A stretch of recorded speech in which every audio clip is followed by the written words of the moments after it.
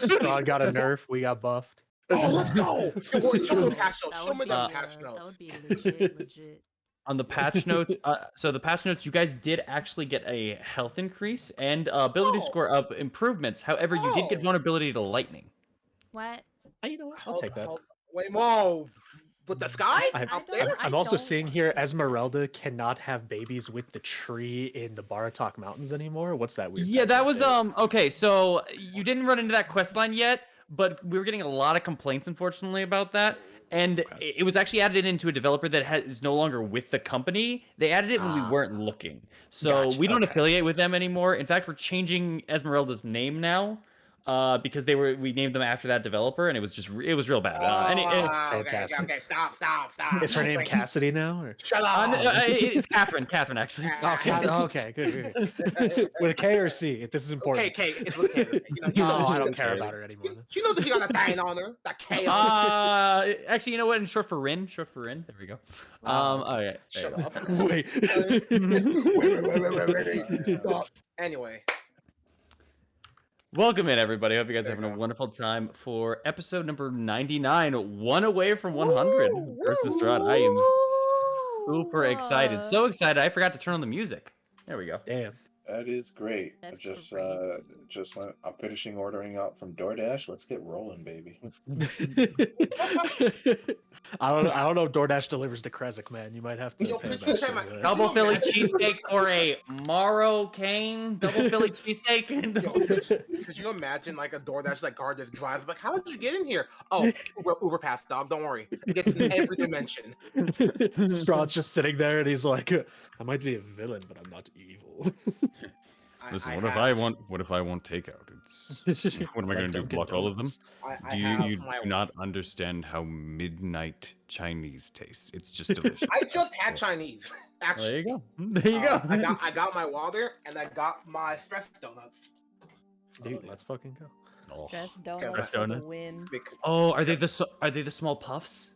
They're the small puffs because I don't want to deal with this tonight. Dude, I'm just raw dogging the stress, man. I just have a hit in my stomach. I'm getting an ulcer, dude. I'm feeling good. Hey, yo. No. Whoa. Hemorrhoids up in this bitch. Oh my god. Yeah, it's like the time he's getting raw dogged by the, one Strahd's brides, just right into the dirt. Hey, get this shit back. My boy does not get pegged. That's you. Eat that right for it. You can't me up. He slapped me. Oh, I forgot you don't have an eye down. Okay, my bad. Right side. I'm so sad. I'm so sad about that, bro. I felt like I landed you guys something and you broke it. Like, what you mean? I didn't get to play her that much. I like their design. Played her enough. You got two more. I have 4 rounds. Wow. Two more shit. Which one was his favorite? Not her, because she lost. Mm-hmm. Yeah. Which one? Anyways, we hope you guys will enjoy today's episode. As for announcements goes and everything, we are still discussing for the time change. We know we discussed it for last week, and we were hoping to get something for this one. But for right now, as of currently at the very least, we have our schedule set to 6 p.m. PST for our streams, but there's a very big likelihood that we will be switching to 5 p.m. PST in the near future, possibly by next episode. Once again, Salt and I on our respective channels will let you know when that is the case. With the moment that we know that the change will be, we'll start announcing it the next streams and so on and so forth. But if you follow, you don't have to worry about that. You'll always get the ping. Sometime between 5 and 6 p.m. PST. Boom. There you go. Yeah. Besides that, for announcements, I have just a reminder here. As of right now, still, we are also doing a stream next week. It will, since our stream will not fall on Thanksgiving or any Thanksgiving based holiday, or Black Friday, or yada yada yada yada. So we should be good for next week. And once again, our only break from here on out should be, unless something comes in and interrupts it, should be Christmas. Past that, we got a good stream of videos coming for you. And then I think that's all that I have for announcements. Yeah, I'm good. Anyone else got anything? Go ahead. I got 2 announcements. Well, 3 technically. Oh, okay. I have not made my schedule. My bad. I'll make that tonight. My dog is good though. She's not going blind. Hell yeah. And unlike Thorn. I'll kill you. Don't talk about boy again. And I appreciate all and every one of you, even you in the background.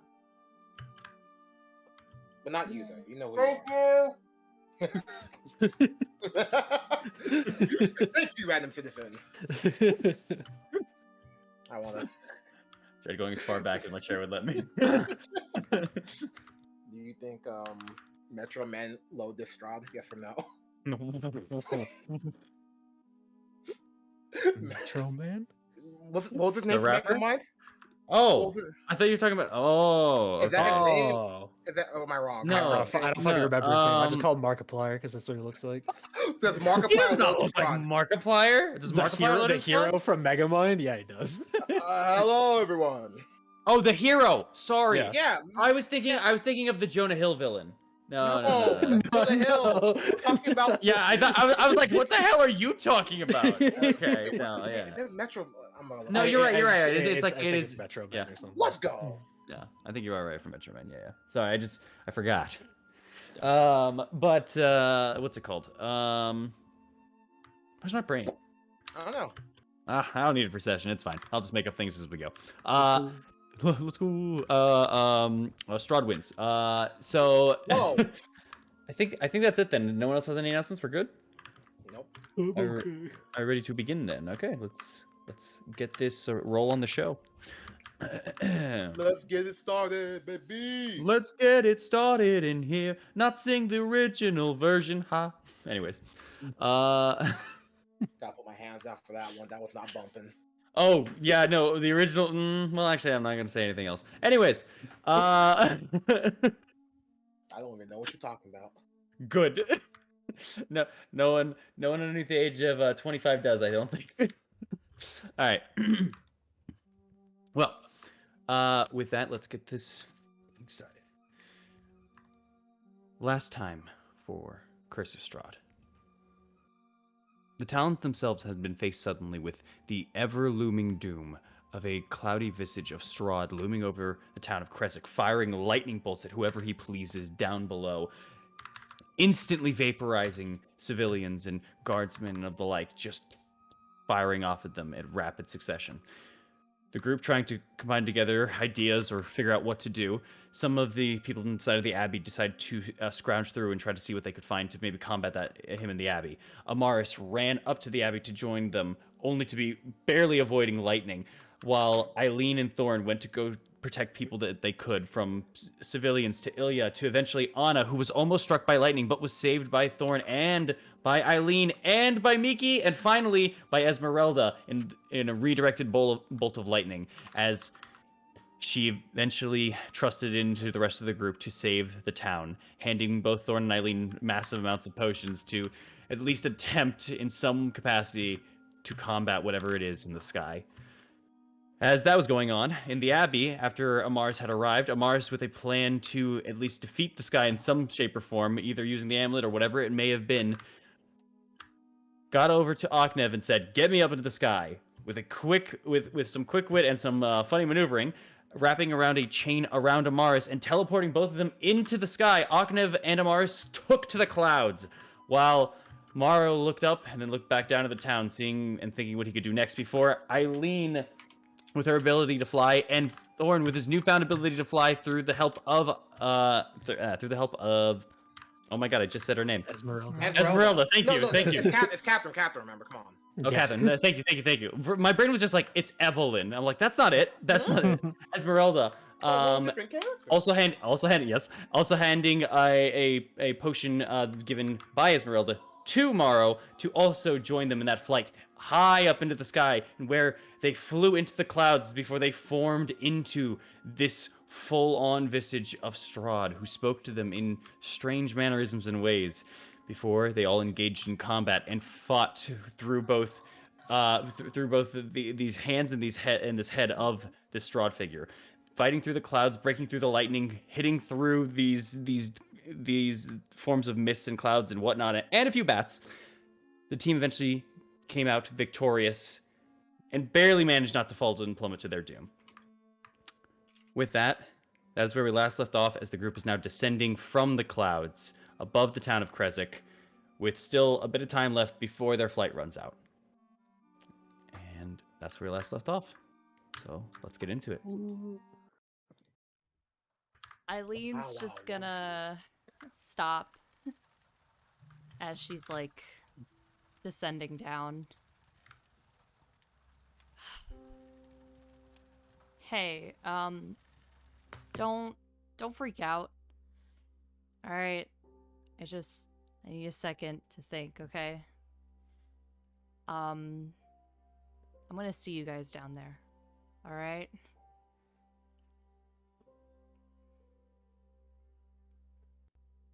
Thumbs up. Okay. All right. Okay. She's gonna drop Mistwalker and freefall.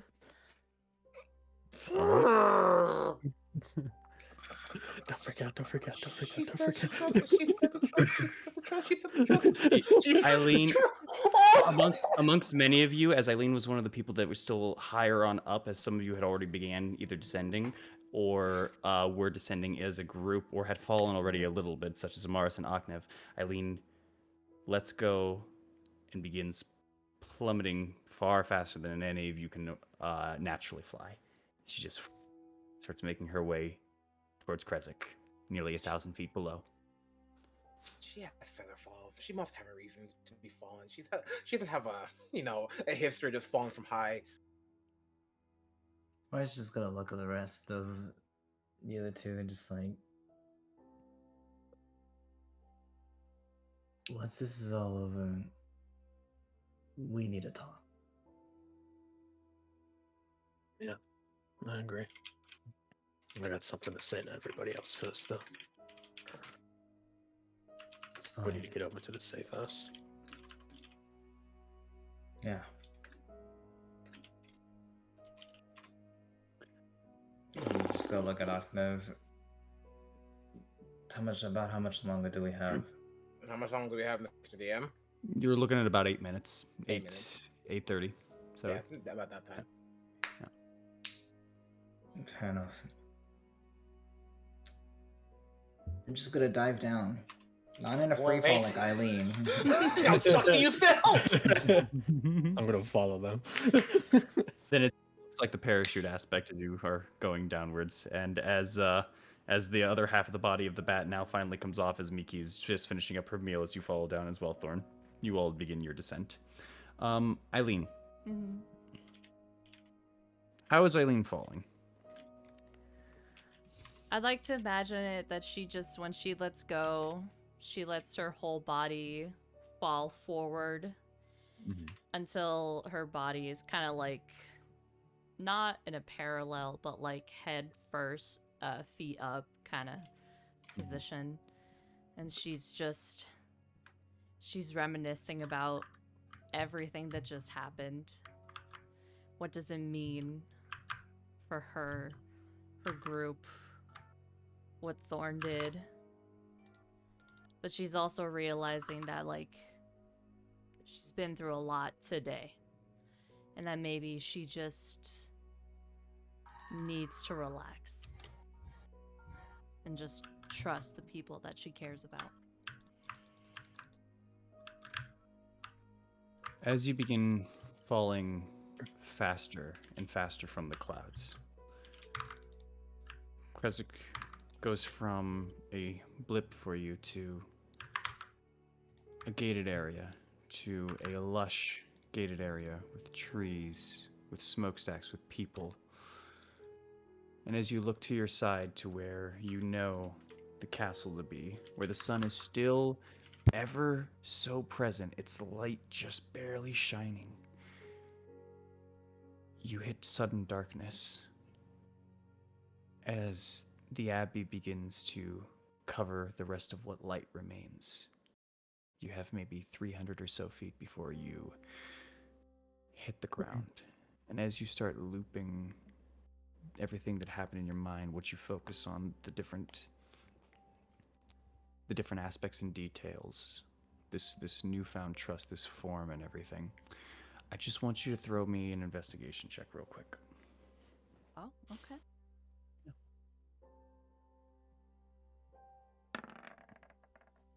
17. Nice. That's all. You just continue that free fall. Do as you wish. She'll just now take the last final moments to just calm herself and be prepared for what's gonna happen and accept whatever consequences there may be.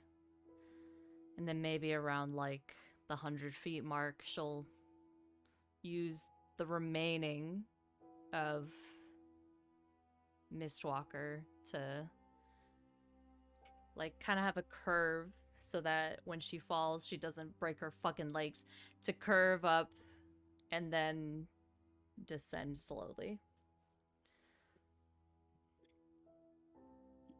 You don't necessarily fly. You walk on mist. You find solidity in it. Your form just feels light, as if it's easy enough for you to do so. You don't fall with enough weight to make a full-on impact as you begin to try to make that slide go on. You just simply fall. The moment that you begin to turn it back on, you are carrying your speed, but there's nothing full for you to splatter upon as you just push the mist below you, and it starts to almost pull you down like it's similar as someone landing on a trampoline would. It starts to take the tension. Before 50 feet, 30 feet, 20 feet, 10 feet, and you stop just before you hit the tree lines.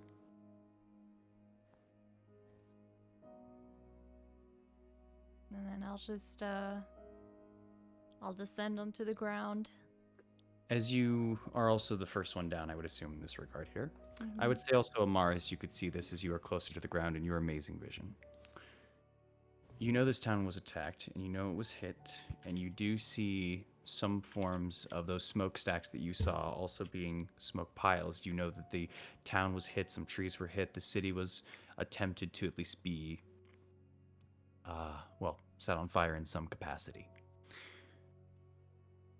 And you still see some of those fires.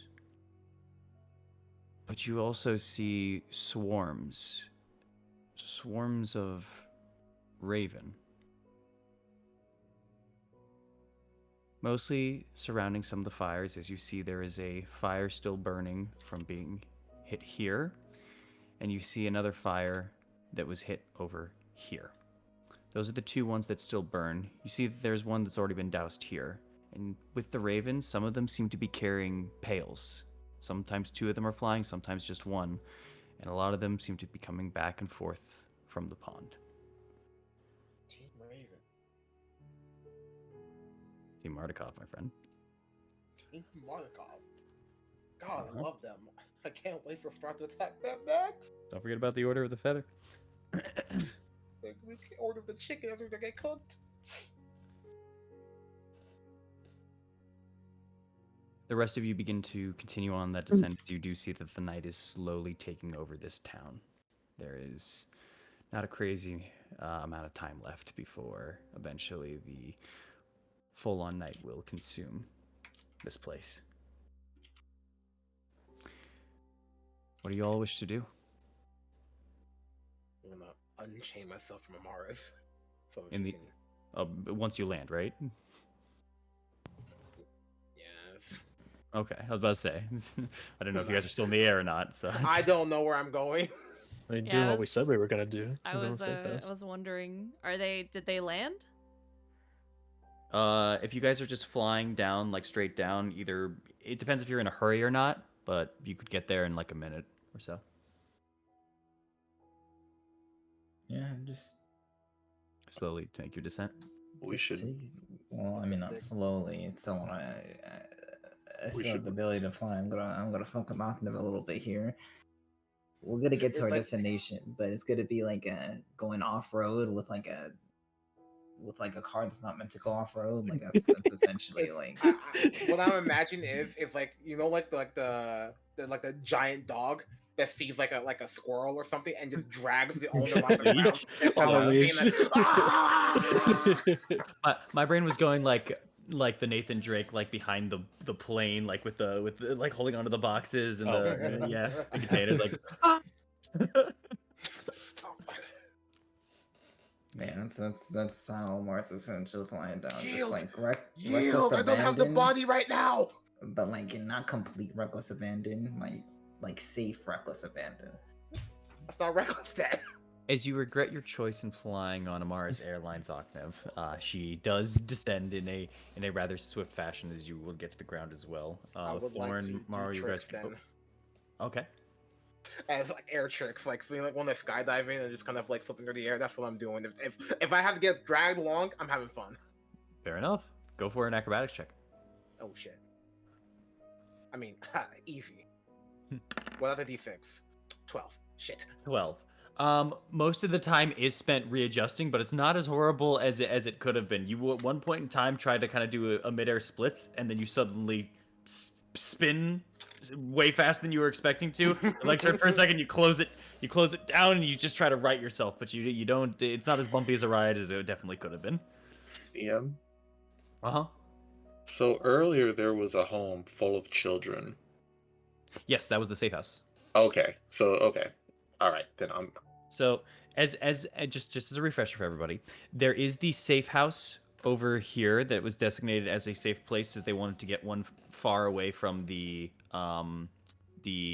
wedding, but not too far away to be a problem. So they designated this location here, and some of you have been inside of it. Some of you have seen inside. There is a bunch of the townsfolk, primarily a fair amount of women in there. There is a bunch of kids, such as babies. There are little kids, toddlers. There's some young teens in there too. But that is currently the way that situation is handled and set in. All right.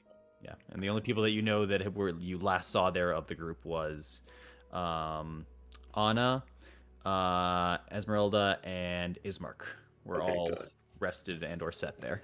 Then if anybody is next to me right now, which I assume, I know Eileen flew off, but I assume the others are. Are they still within talking distance at this point, or have they sort of just flown off? Okay. No, you were all kind of descending. Besides Amaris, that's kind of rushing, descending a little bit, taking the bumpy path, you know. But you, right. Thorn, Amaris, and Oknev should all be decently in earshot. Now that the storm is gone, I do have a question in regards to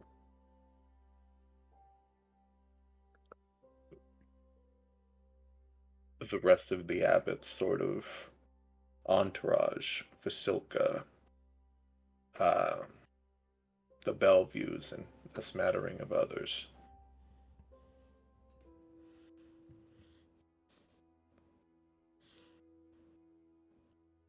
What are we going?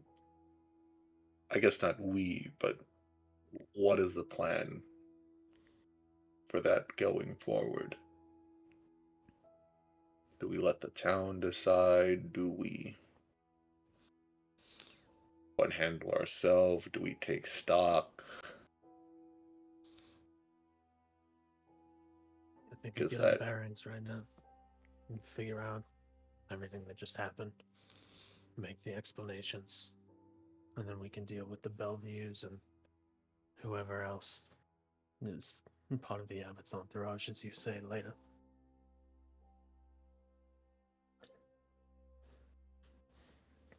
I'm sure Dimitri probably has something to say about it. Most of the Bellevues are handled, by the way. I know. I was there. Let They tell me. Everyone, these two know. Yeah. There's still some. Apologies, Mara, about that. Well, that makes things easier. Yeah. I have my own ideas about what we should do with them, but they're here in the Abbey. They're Kresik's problem. Krezik should be part of the solution before we make any choice. Yeah. And we land. Okay. Yeah. Easy enough. Easy We'll, enough. we'll let you into existence, baby. Easy enough from flying overhead. You guys can make your descent and land somewhere around here or anywhere you were attempting to land to. That was just where you were directly above initially. Unchain myself from Amaris as fast as possible before she gets another burst of speed. Mm-hmm. I'll make it difficult for him. Like you're not. Stop.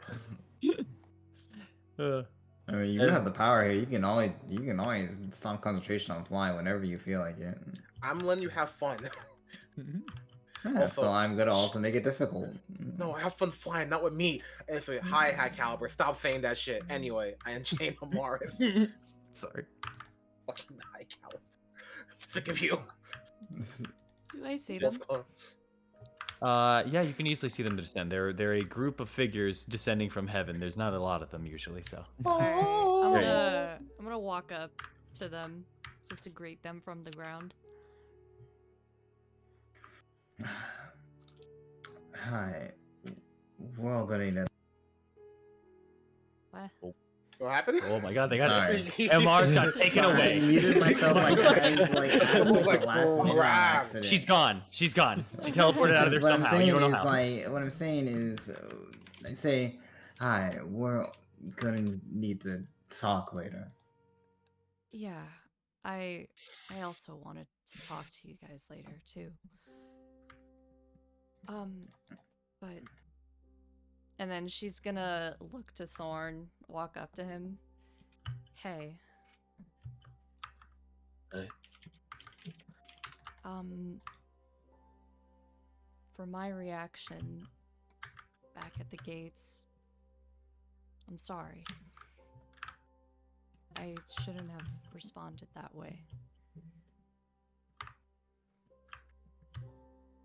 I wasn't upset at you, I was just upset at everything, and I shouldn't have taken it out on you. Thorn just kind of puts an arm on her and says, "That's all right. I still have a lot of explaining to do for everything that happened. Mars knows a little bit, but trust me, your frustration is warranted, whether you know it or not." Well, that sounds like some major tea. Yeah. Are you okay, by the way?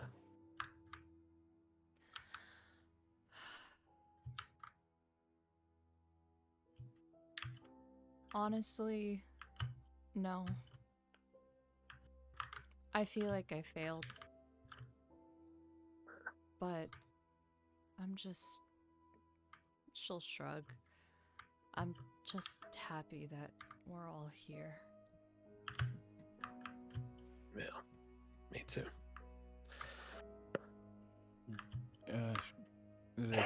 Excuse me. Hmm. As you kind of hear a voice suddenly come out from the forest area near one of the in between both a house and a tree over in this side, you see a man covered in a long kind of set cloak. You can see underneath there's a bit of leathers wrapped. You haven't seen this man before as you start noticing the face of a kind of mostly black-haired individual with strikes of gray in a long kind of fuller set beard. Their body is mostly thin, but their face is very full. I feel like I know him. In real life, because you haven't seen this man before.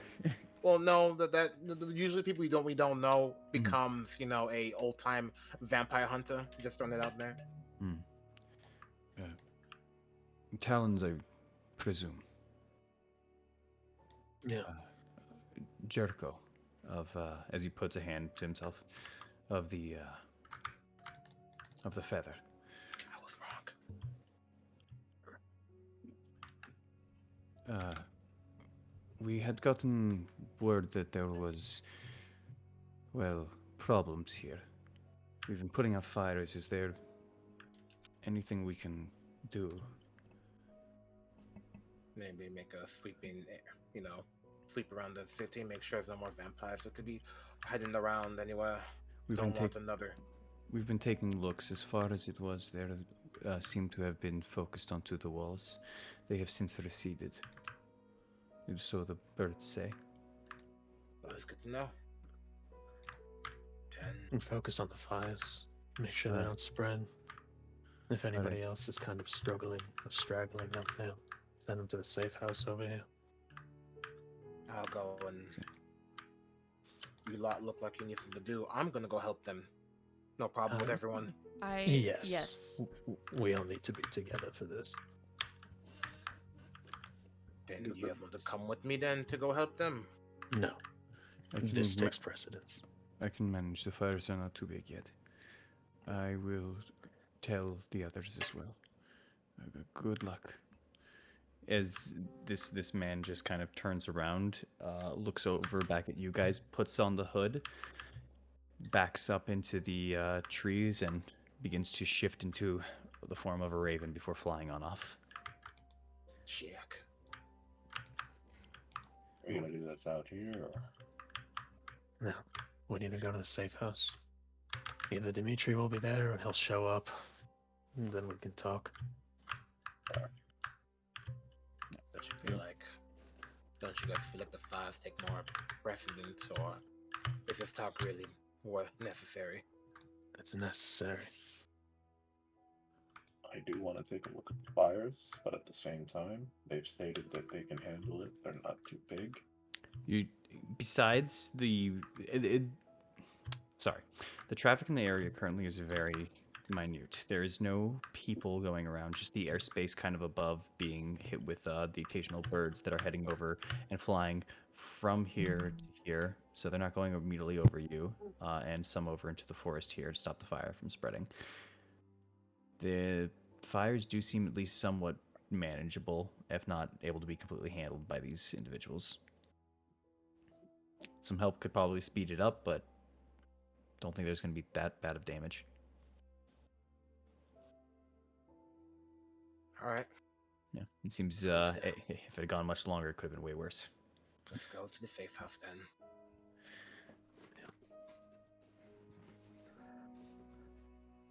All right.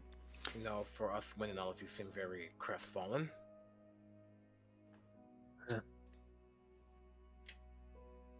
We lived through this.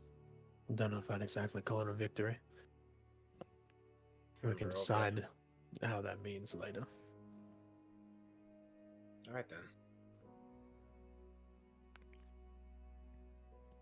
Let's go on then. All right. Wait to hear this tale. As you guys begin your gathering, you work your way over towards the safe house onto the west end near the walls, in which all of, or at least most of, Krezk is hiding. Passing through the area and just waiting, some of you manage to peek and spy a couple of eyes here and there, poking from curtains over at windows. You see one door kind of open up as they just start to kind of look outside as you all pass by and start making your way over to the safe house. Seems not everyone ran to the safe house. Some people either felt safer in their own home, or maybe they just weren't close enough. Who knows? But making your way on over to the safe house is not long before you are, well, nearly greeted at the door as the door began to open. So I assume everything went all right then.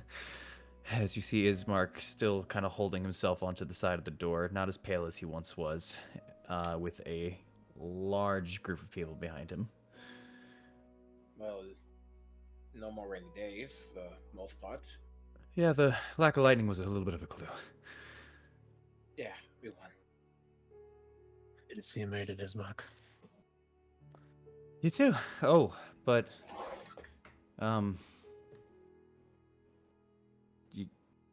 he just kind of points his hand up towards his own eye. Yeah. Not all of me made it. I hope I wasn't the one that told you that. No. Okay. I wrapped it up, so I'm pretty aware. Okay. Just with a little bit of gritted teeth and a little bit of awkwardness, he kind of moves to the side. Well, come on in. Come on. It's getting dark.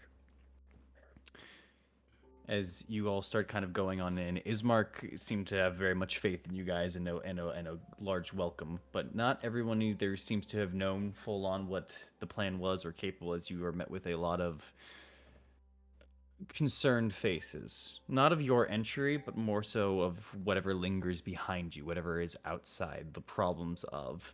But there is also a bit of calm from some individuals, and as you start going on in, you see Esmeralda, who's still leaned up against a wall, who just sees you all kind of coming in and now has a wrapping around her leg stump, who's just giving you guys a nod and a look, and then focuses a look over to you, Thorn, and gives you a smile and closes her eyes, just kind of nods one more time at you before turning to Sophella, who at the moment is has a little med kit to the side of her that she's been wrapping around and trying to take care of Esmeralda, and her other patient next to her, who is Anya, sorry,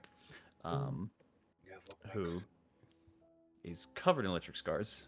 The rest of these people are mostly just people who have some slight form of bleeding, but no one else seems to be anywhere near as in bad shape as Esmeralda and Anna. I feel like you've been through hell. Glad you made it out of here. Do you say that to the crowd, or are you saying that to specifically like Esmeralda and Esmeralda and Anna. Gotcha. As Esmeralda just kind of looks up at you. Yeah, you all look like shit too. But thank you. Don't know how much longer this place would have lasted without your help. As Anna, who's still kind of onto the floor, still kind of just she has her hand, one of her hands is to her side, the other one's kind of holding on to her stomach a little bit as she's just looking up. And Thorn, you already know from the time that you spoke with her, her voice is very hoarse right now, as possibly either from the lightning strike burning vocal cords or whatever it may be, maybe from the weakness that she feels. She can't really speak much. But she does seem to mouth something. And Amaris, she's looking at you directly as she mouths the words, "Thank you," to you. Let's go, Morris. Just nods. And just says, just rest for now. I'm gonna go over real quick if I'm able to, right? Yeah, absolutely. There's a crowd that's mostly has backed up. There's kind of a line forming in front of a lot of the children. And there's in this building right now, this is a fairly large building. It's very open. Unlike some of the other houses that you guys have been in, there's less room set up, and this is more of just kind of almost an open barn-esque area, whatever it may be. And there are maybe around 60 or so people in here, about half adults, half kids. All right. First, because that was Anna who, is barely hanging on right now, right? Anna is laying down on the floor. You can see that she has electrical scar marks, especially those kind of going down her her right side, her arm, her leg, just all the way down. She is just kind of it's like burns essentially like that, and she's just kind of laying on the ground. She's not moving much. She's very weak right now. Okay, all right. So I'm just gonna go in, check her pulse real quick, and then I'm gonna put in about, I'd say 10 good points is enough of lay on hands. Okay. Lay on hands for any of those unsightly burn marks. As you commit to the lay on hands, the burn marks from the electrical scarring fade slightly, but Not enough to the point of being completely invisible. The skin begins to heal somewhat, and you can see that some of the magic, as it lightens up on highlighted parts of injury, you see some of it hits the throat a little bit more. As you just hear her gasp a little bit more air into her lungs, just. Bless you, Maro. Save your blessings for yourself. Breathe, breathe slow. Can I look around the I'm gonna- crowd? Go ahead. Go first. I'm gonna walk up to Anna and Esmeralda really quick and just lean over to Ez and say, "Hey, after all this, we need to talk. There's something we gotta discuss." It never really ends, does it?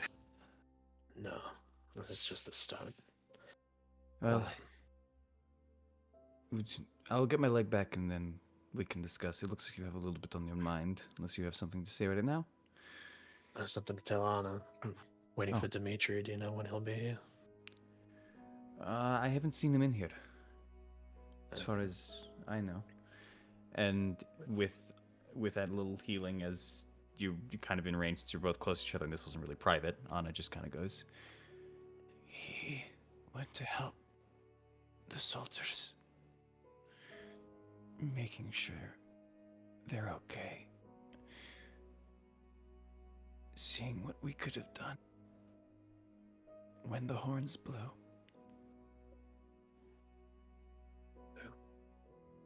I'm sure he'll be back here soon then. Anna, I wanted to tell you I believe Ilya is okay. When I came off the walls, I stopped by the house to check on him.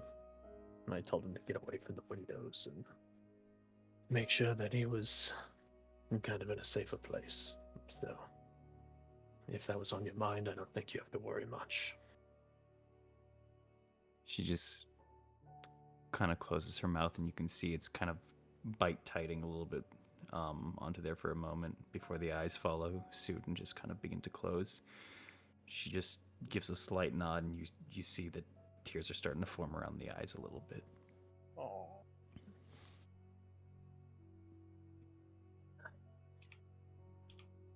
That's the only response you get.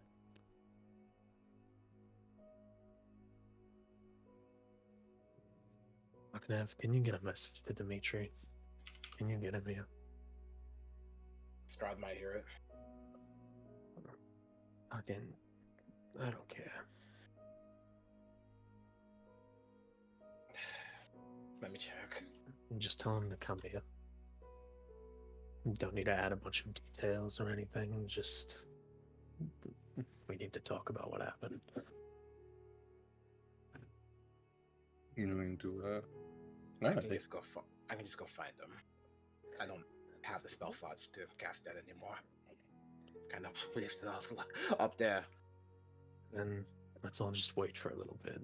We don't need to be out and around right now. Fair. I'm sorry. Is as a kind of elderly man just kind of begins walking his way over to you guys. Is everything all right out there? The lightning stopped. You all seem hurt, but unconcerned. Is everything? We handled it. Yeah. But you might want to stay inside until we make sure everything's good. But for the most part, we took care of it. Okay. Okay. All right. Thank you. As he turns around to kind of go back to another group that you see is just kind of whispering, kind of has eyes on you. There's a big presence of people who are kind of like eyeing you guys down, trying to incite him. See a little bit of a vibe. Go for it. Maybe he. I don't know why, but I'm Strahd, hide in the sky as Venji. I'm gonna kill him. 19. Not that That's Strahd in the sky. No, this individual, as you can kind of tell, was a little bit nervous and asking going forward. And as you can kind of see as he's going back to the people that he's going to talk to as well, it seems he was the one that was kind of pushed forward, like, go, ask. And he seems fully intent on like just coming back, like, okay, that wasn't horrible news. I'm just gonna try ahead. to ease people's nerves and take out not my loot because I had to get a different. No, actually, my loot. I'm gonna take out my loot and just start playing a somber song to hopefully ease the mind of people in here. All If right. that's okay, Mr. DM. Absolutely.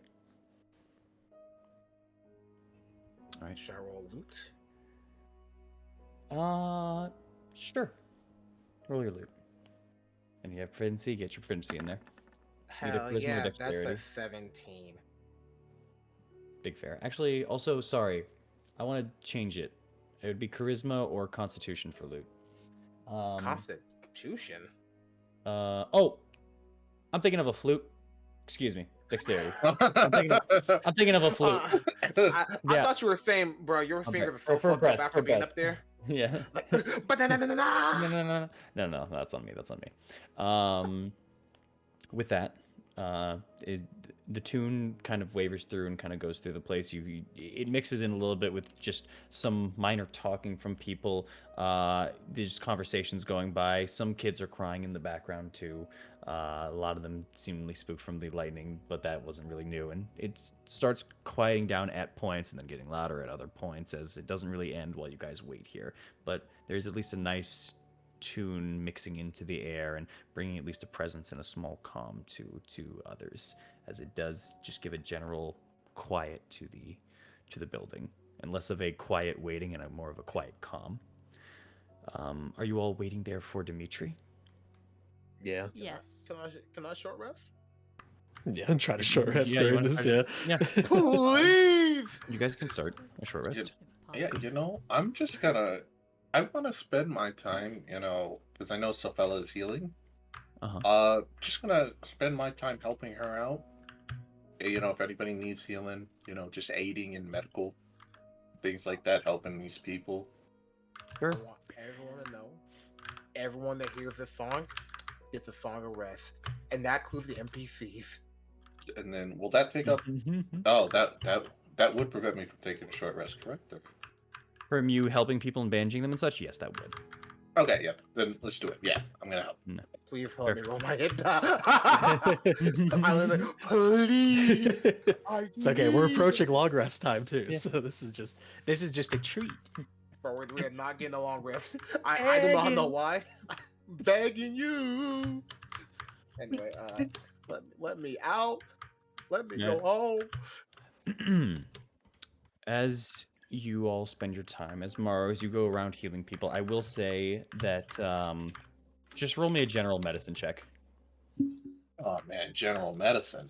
Yeah. If Well, I see Mara practitioner. doing this, I would just say you might want to check over, give it a little inspiration. Like, you're doing great, Mara, but you might want to check under his rib cage, right under the left rib. I don't do medicine. my sister's the nurse, not me. I'll allow it. I'll allow an inspiration for the hour. Well, for however long it takes, at least. 11, and then what is D10. that? I'll roll that D10. D10. You're welcome, my boy. You're welcome, my boy. 17.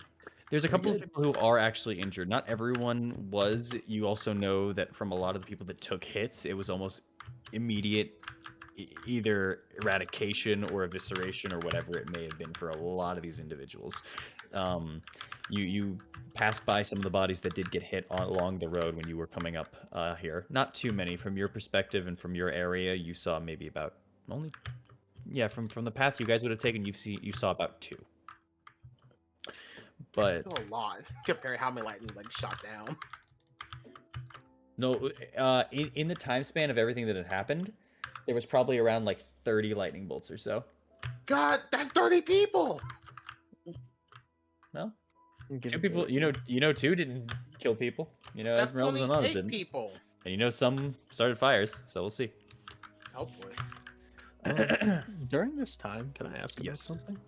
Yes, of course. Can I just want to check in and say, hey, Rose, you all right? You I knew it. so scared of this. try to knew it. talk to Rose. And that normal connection and that feeling that you feel on the inside, the connection that you've gone to develop, this brother-sister bond that she kind of almost initiated onto you, that you have slowly accepted. This warmth feeling that she's always there doesn't come to you.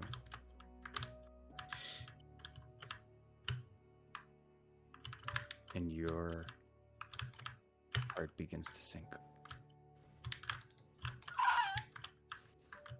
You remember the last moments that you had were focused on Strahd and her coming out to try to save you, to try to help you. But why did she come out? Why did she risk herself? What was the point? You remember your face had turned away from her and focused on Strahd as he began taking your sight. And that was the last that you saw of your sister.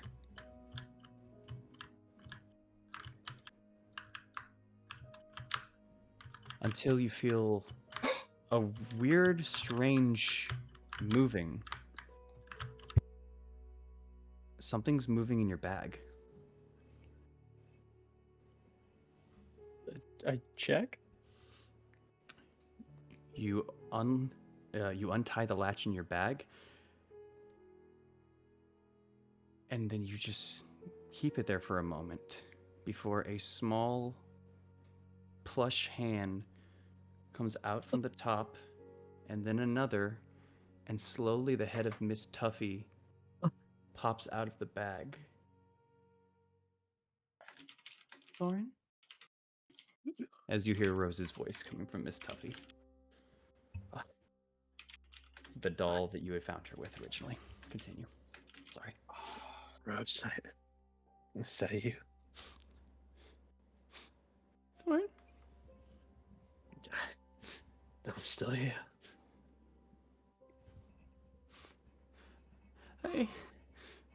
Thorin, I couldn't hold on to you.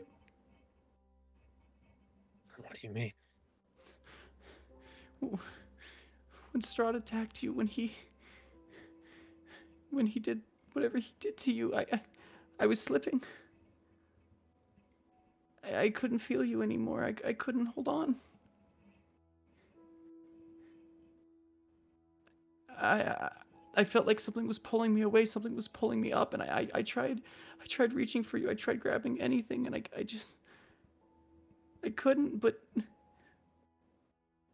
I don't know why or how, but I could grab onto Miss Tuffy. And that was it. Yes, What Strahd. happened, Thorin? I lost.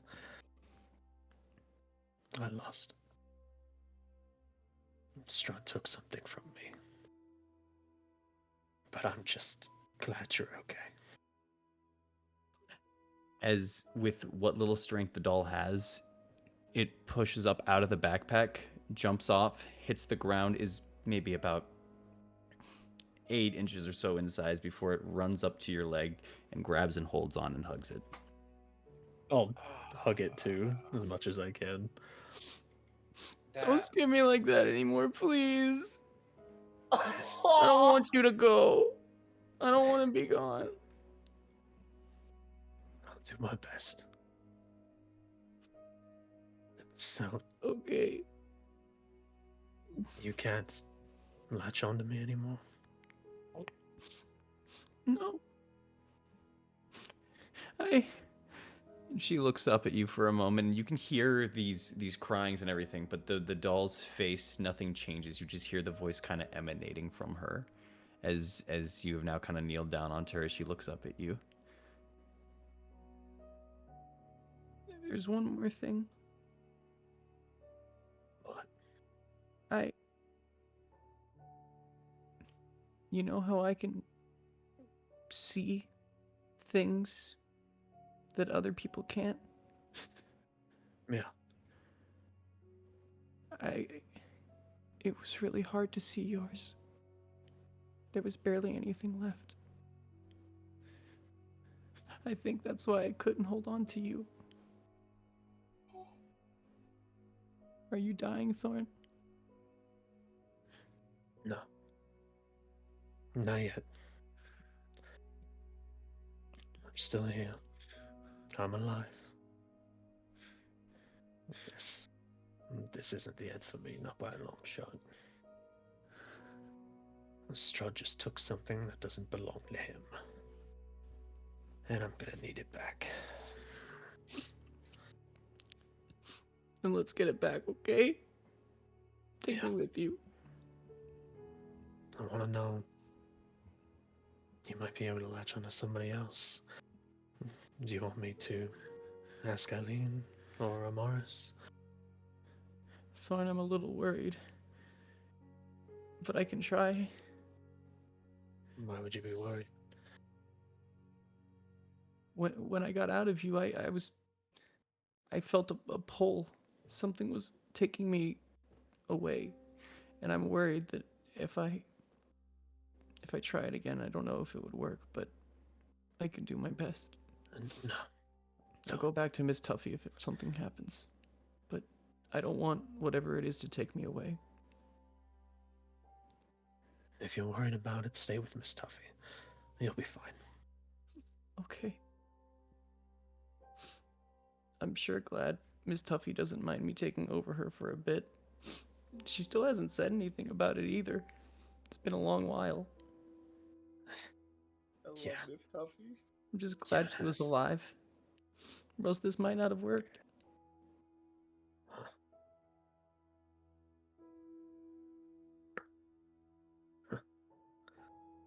That's crazy. I'm just glad you're all right. I'll figure Me- this out. But Me too. don't worry about me. If anything ever happens to me, do reach out to any of the others. They'll take care of you. You feel the plush just kind of hold tight again as the face gets buried into your leg, or if you're just holding her up at whatever part, as she just goes, "You're gonna be fine." Yeah. Yeah, I will.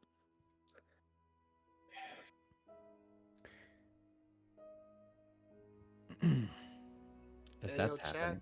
Yeah. Hey, yo, Chad, can we get a fuck Strahd, please? Can we get a fuck Strahd for what he did to my boy and his sister? The episode 8 callback, baby. The episode. Fuck off. I love D&D. And I've That's been waiting for you to ask that since 2 weeks ago. Yeah, I just haven't had a Dog. moment.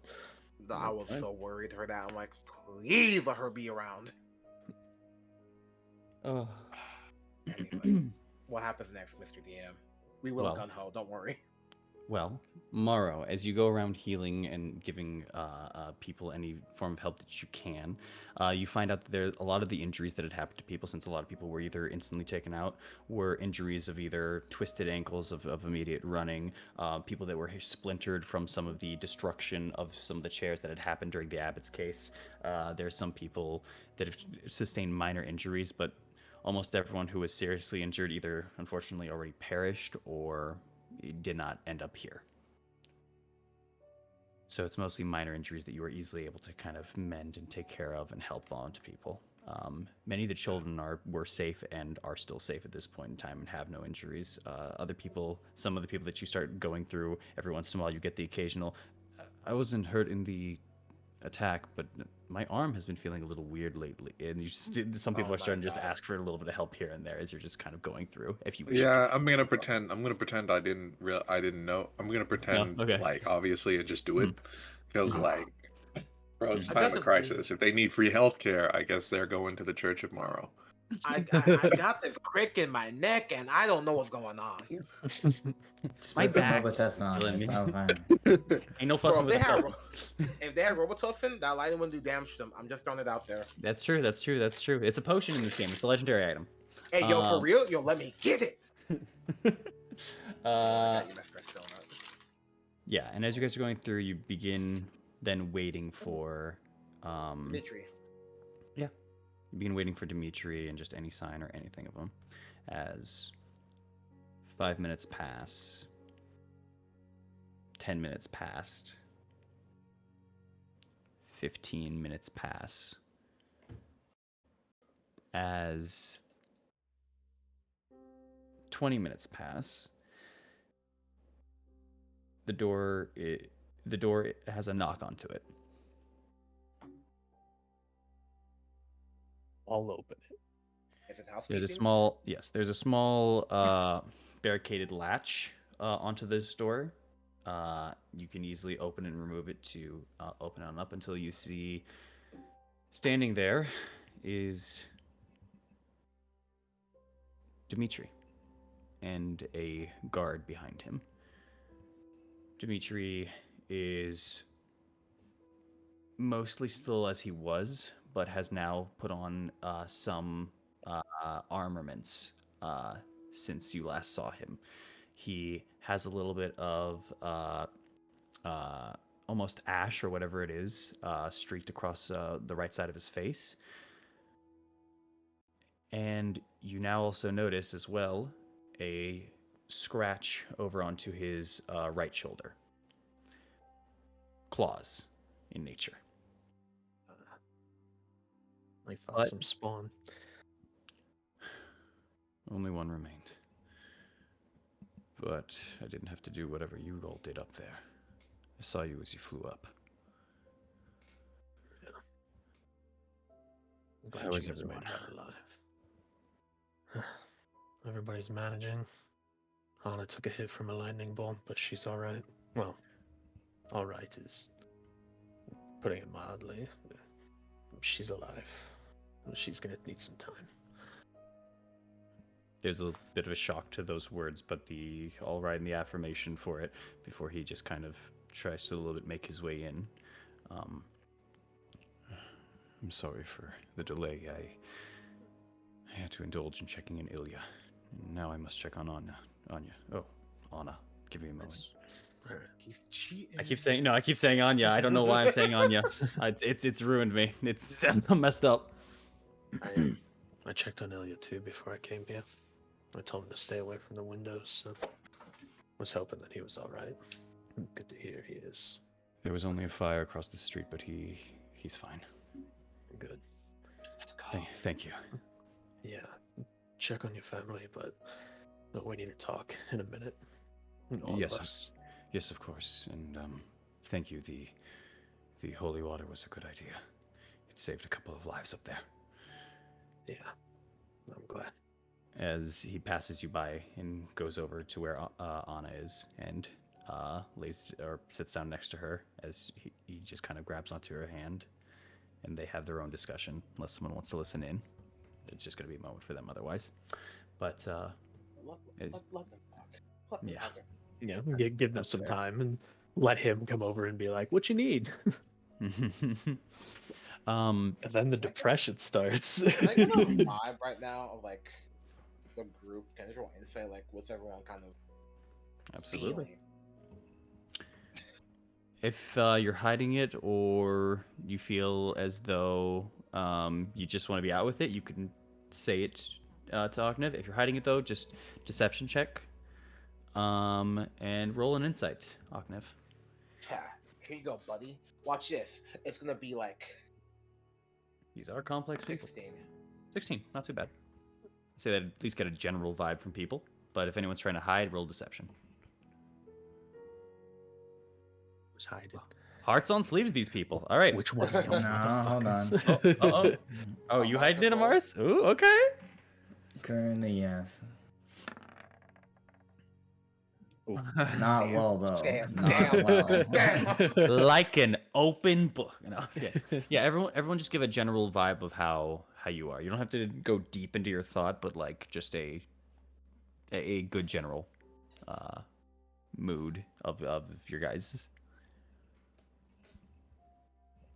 I guess Who I'll wants to start go since. first? I guess I'll start since I don't want to roll the deception. Fair enough. Amaris at this point is got a mix of emotions.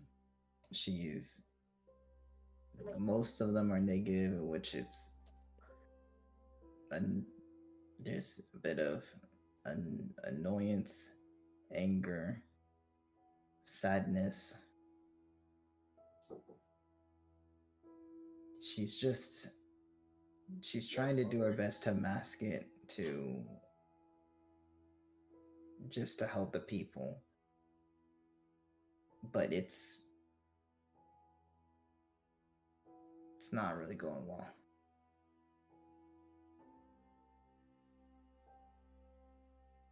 Right.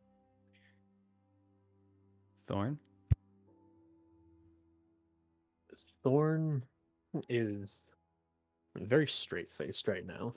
He very much looks determined, but there is an air of disappointment there with the events that happened.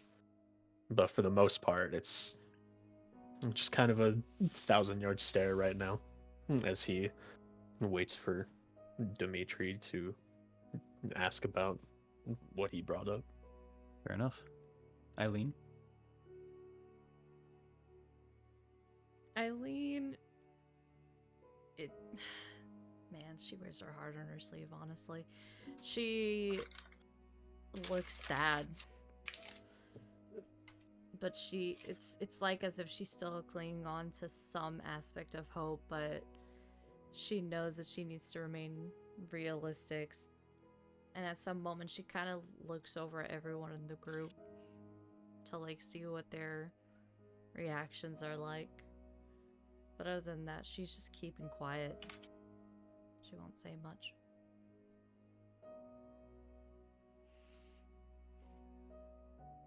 Morrow? Yeah, Morrow.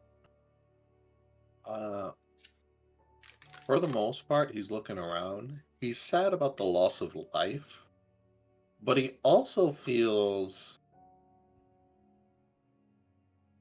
sort of a sigh of relief. Like, could have been worse. Like things could have been worse. He feels sad about the abbot. He feels sad about the overall destruction that happened here. And he and like there's sort of a feeling specifically in regards to the Belleviews, but he's sort of just calm for now. He's sort of just things could have been worse. It's salvageable. People are still alive still.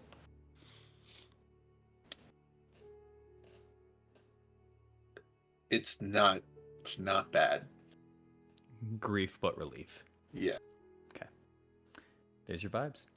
Sick nasty.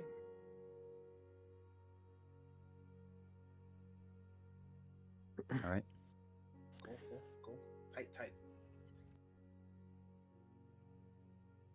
With that, then, unless there's something else, Dimitri and Anna kind of talk and speak to each other for about 5 minutes or so before she just kind of rests a little bit more where she's at. He has kind of taken some wrappings from his pouch and just given her at least something to lie her head on as she's still on the floor. And gets up and goes over to you, Thorn, who has been waiting, and he just kind of gives you a nod before walking on back over to you. A lot happened today. Thank you for being there for that. Yeah. I did my best.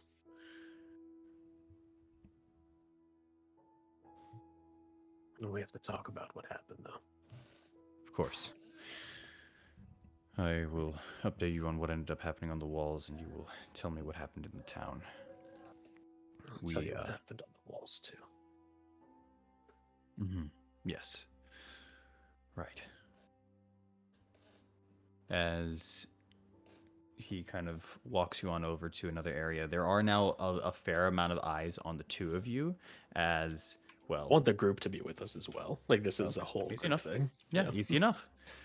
Yeah, then there's just a lot of eyes focused on you guys right now, as it seems these outsiders that were let in but a few weeks ago have now been brought together with the head of Kresik, the burgermaster himself, as you all speak after the whole crisis. But there's been combined with the loot and just your guys' presence and the lack of lightning, there has been a much larger calm into the air as things have been going slightly well. Some of the crying has even died down a little bit as some of the kids in the back seem to actually are starting to be put to, at least to sleep, as it is getting towards the nighttime anyways, and some people are either just relaxing them and trying to make less noise or whatever it may be.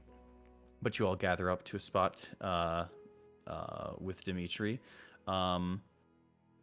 Ismark kind of looks over at you if you wanted him there or not, but Yeah, he can be otherwise, here. He probably should be here. But that's our dog. he picks himself up That's our off the boy. wall. And he picks himself up off the wall and kind of joins in with you guys as well. Good to be invited to the club. Yeah, But you need to you're, be here. Didn't think you needed an invite. Thought you could have made your way in. That just seemed like a you guys thing. I didn't know. So, what is this about? Is this just about the town, or? The events today. Mm-hmm. We need to talk about how this affects everything. Not only you guys here in Kresik, but us too, as the Talons.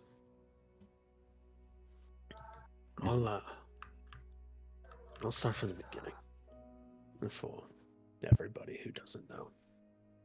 And I will say Thorn's not really being quiet about this, so if people are trying to overhear or whatever, they can. They're definitely, if you start taking looks, it's not hard for a lot of you. There are some people that have some eyes and some ears on you. Not, it was nowhere near the whole place, but there are some people who have just kind of gotten a little closer. Yeah. Do we want to do this over here? Yes. So if you want everyone to hear it, And people have a right to know things that affect them. then go on, address them. Not just the burgomaster. Let them hear from the side. Yeah. So, for those of you that don't know, Dimitri and I formulated a plan that I then involved Ismark in afterwards. During the wedding, we took our leave and we took up positions on the wall. In a vision that I had a while ago up at the Abbey, I saw Strahd's forces attacking Kresik and the Abbey, and I figured there was a chance that the same thing could happen again. We collected some holy water, we set up positions across the wall, and we waited. Obviously, for those of you who were down there, the attack came. A vampire spawn and other things. We caught it soon enough. The holy water worked as well as it could have, which was a good thing. And we got the horn off to let everybody know about the attack. By this point, Oknev had already let me know about what had happened at the wedding, or at least gave me an idea as he looks over at the wedding dress that Eileen is still in. Eileen just looks down. I passed on a message to Oknev to try to have Strahd come to find me, hopefully derailing the wedding. But it seems like he didn't take the bait, at least not in the way that I wanted. As we fought off the vampire, it wasn't long until one of your god's women, Vasha, she was slain by what they called a bride of Strahd. I couldn't stop it. I didn't know it happened until she was already dead. Dimitri just kind of looks down at that one. I engaged the woman, and we fought. She beat me up pretty bad, but by this point the wedding had already fallen into shambles, and Eileen came to reinforce me. And with our combined efforts and a lovely final shot from Eileen, we killed her. We moved along the wall, we found some more vampire, we pushed them off. We were able to save one more guard too. And it was at that point that Strahd showed up with one of the other brides. I told Eileen to go and find Ismark, considering it was something I felt like I should talk to him about myself. I pushed the guard to the side, told him to hide. He did so. And for all of us in the group, this is what's important. Strahd and I spoke at length for what happened, the events that had led up to the moments of today, to the events that were currently taking place while you all fought the abbot. We are at war, and he wants to make damn sure everybody knows that. He doesn't want niceties. He doesn't want peace treaties, talks, midnight strolls. He wants death. However, we are not his targets right now to kill. Everybody else around us is. And he made that very clear in his war declaration. As I look back to Dimitri, everyone in Barovia who is ever associated with us, or will associate, in any capacity, is a target. It There's doesn't an matter if you immediate passed by us. murmuring that breaks through into the crowd as you start to speak now, as your words are starting to be recognized in the severity of it. But continue on. It doesn't matter if it was a passing glance, a hi. We're working on a plan together to foil an attack. This is a war that is taking everybody. And sadly, when somebody declares war on you, you do not get to choose to not be a part of it. You can only fight back. In this case, whenever we have had dealings with Strahd in the past, it has always ended up poorly. He always wants something, one way or another. He tried to make a deal with me. For those of you in the Talons, you know of the syringes. What he's tried to take from us. We've stopped him on numerous occasions from doing so. But his deal this time was I either give him what he wants, which was a vial of what he was taking from me, which now I have learned is our soul, or at least a part of it. Either trade him. What? There's a stop from some of the talks, but some of the talks get a little bit more pointed, and I'll say anyone can make an insight check on the group as on the group of people as that was in particular mentioned. I'll do it. Oh, my bad. No, you're good. 8. So anyone can. 8. Yeah. Yo, Morrow, get this. Yeah. Amaris and Morrow, Damn. there's the conversation gets pointed, but you also notice a lot of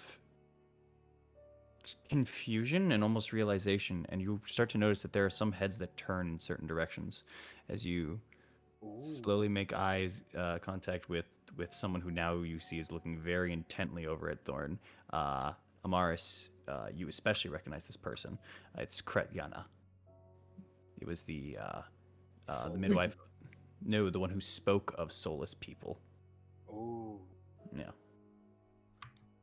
Continue. Oh no. He wants to take our souls, or parts of them, with these syringes. The deal he made me was I give him what he wants, and he calls the attack off on the town. Or he continues the attack, and takes it from me by force. For the Talons, I made clear that under no circumstances do we give up what we thought was blood at the time into this man.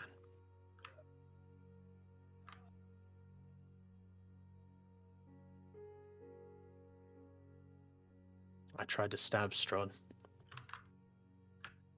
in place of making the deal. I was successful. I gouged out his eye with a dagger. His healing capability was too fast, and the eye just went back to where it was. Silence takes over the crowd. His bride paralyzed me. And he pulled out a syringe and took what he wanted from me. I was able to break the paralysis and fight back, and to an extent. But something that I didn't foresee was that he strengthened these syringes. I didn't manage to crack it. And in that time, she got away with my soul. Strahd then engaged me in combat.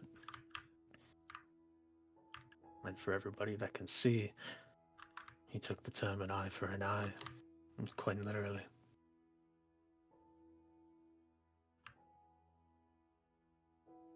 I blacked out. When I woke up, the god that we had saved prior, he had helped wake me. And not before I saw him get eviscerated by a bolt of lightning, as Strahd continued his attack. The attack that happened was my fault. I didn't stop it, although I did my best. For those confused on why I would make this choice, considering the help that we've provided you. Again, we have had meetings with Strahd in the past. He wants out of Barovia. I know that might sound like a dream come true, that the devil leaves. But what he is aware of, and what everyone is aware of, is that Barovia is a prison. The mist traps you here, the same as it traps him. And whatever he's doing, trying to take our souls, he believes that's his answer for escape. He wants to take this opportunity to get out and put his reign on other lands. Lands like where we come from, and others that we don't even know exist. I couldn't, in good conscience, offer him an opportunity to get closer to that goal. I realize that means I put lives at stake, that lives were lost.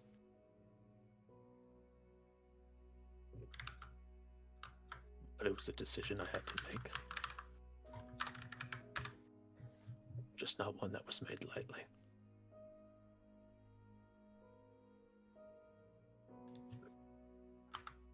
The crowd begins to get a bit more,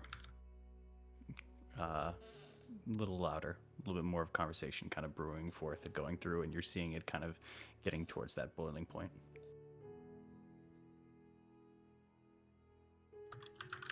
How does Dimitri look?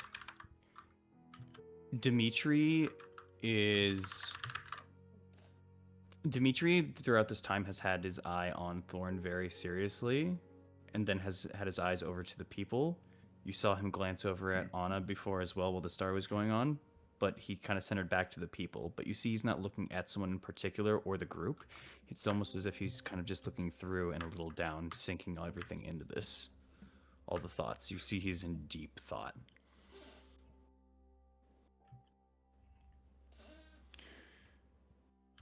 So we're at war with the devil. A voice finally breaks through through the crowd. All of Barovia is, whether they like it or not. And it's because of you. It's because we let you in here. Another voice kind of breaks through. You No. giving us away like that. Who do you think you... Before Kretiana kind of pops in. Shut the fuck up, Radu. You would have done the same. As Kretiana just kind of steps forward a bit from some of the crowd, as Radu doesn't really take that standing and kind of yells back at her, and the crowd is starting to get a little bit louder. You start hearing some of the crying in the background kind of coerce and continue onwards. I just want Thorn to make a persuasion check with advantage, please. Let's go. Okay. Good Let's luck, go, my man. boy. Good luck. Bro, you Just popping. to see what's going on here. 13. 13. That's above average. Yeah. Before another voice pops out and says, You planned this with him? You let him do this? As a hand kind of goes over and points over at Dimitri. I'm supposed to protect us. You're supposed to... And before... Quiet. Quiet, everyone. As Dimitri takes a moment. The crowd doesn't really silence for a little and just kind of gets louder, yeah, even so, as he says this before. I said quiet! Listen. I will hear your concerns of what had transpired. Some of this was news to me as it was to you. And I am sorry for those that you lost. But for right now, the night is still upon us. Everyone, stay in here for tonight. We will get you back to your homes and we will see what we can recover tomorrow. But for right now, I ask all of you to trust me and these people for right now. Before another voice breaks out. So you can slaughter us again, so you can play with our lives, so I can give you a chance. Listen, these people here. What they did today was try to right a wrong. But what they've done for us so far, they've changed us. Okay? These walls, the mist, it's all a prison. We're no different from the chickens that we keep cooped up in our homes. We're trapped. We were at mercy to the abbot. We're not a people. We're slaves. And right now, there's a chance to do something about it. I will not commit your lives to this cause. Not one you may or may not believe in. But I do ask that you give me some time. Sleep on it for the night. Speak your mind to me tomorrow. Rise for another day. Thank you. As he turns around and walks to Anna, the crowd, with the murmurs and everything that had happened, they are slowly getting quieter and breaking up into their own groups. The at least loud ruckus has stopped. But there's still a little level of unrest that has been quieted down from Dimitri himself.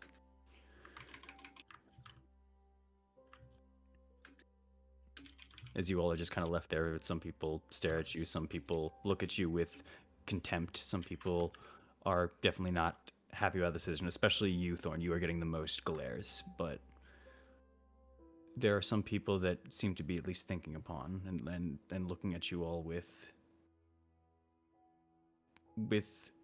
less anything but intrigue of sorts, confusion even, just thought provoking.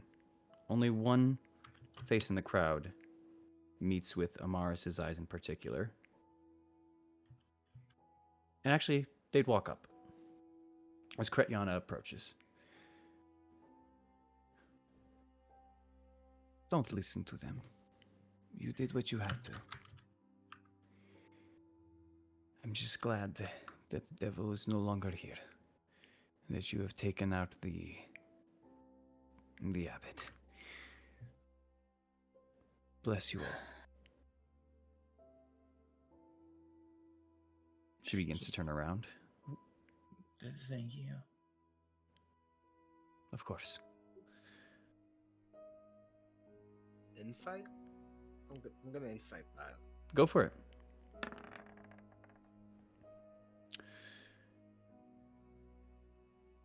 Kretyana is a woman who has lived for a very long time. And although you haven't had many interactions with her, she doesn't hit the marks for someone who is in fear or in pain or anything. It is just someone who now is now. And for right now, everything is all right. And that is what her mood kind of resembles here. She's here to just continue on. She's alive and she's doing what she can now. That's kind of the general mood and consensus that you get from her. She does not seem to hold malice into you all. I'm just gonna kind of look around. Does it look like there's any sort of room, like separate room from the main? No, this is a barn, but it would be only about a minute before Dimitri approaches you all again. Okay.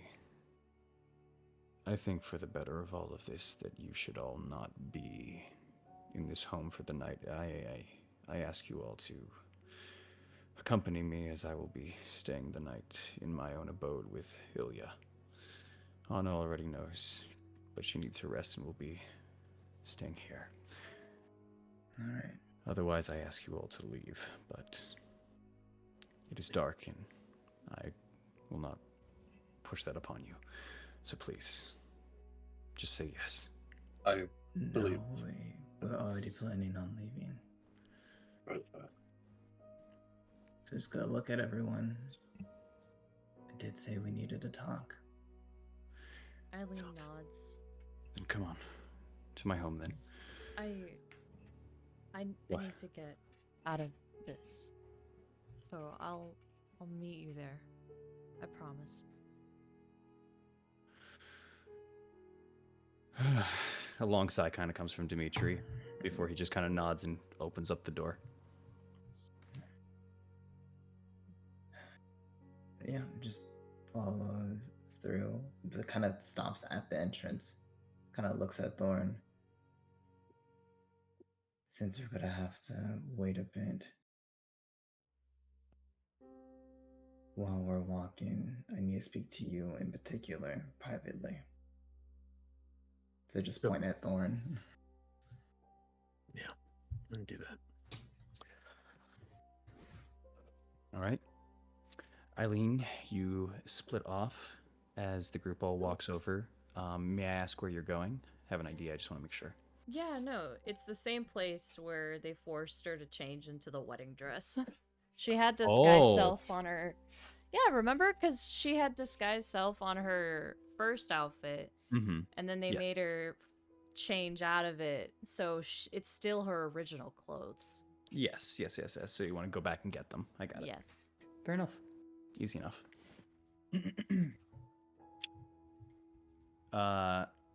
No problem at all. You are able to do so.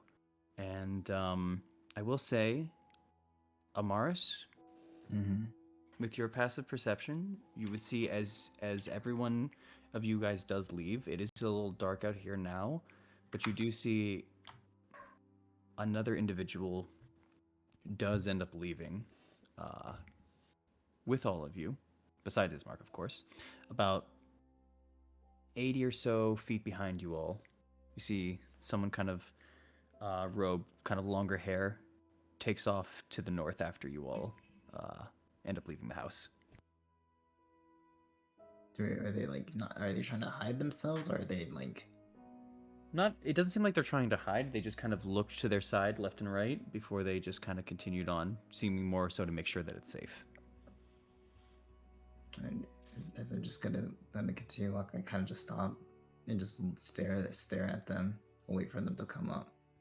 Oh, they're not coming up to you. They're going north. You guys are going south. They're going away from you guys. Yeah, they're going away from you guys. You can try to perception check if you're trying to make out more details. It's dark though, so disadvantage. Yeah, I'll just try to do a perception check and try to make out more details. Hopefully, I can land something. Okay. Let's go, Mars. Let's go. It's 15. You can now see that the longer kind of hair is kind of graying, and you recognize that the cloak from just a moment ago. You believe it's Kretyana that's leaving. But yeah.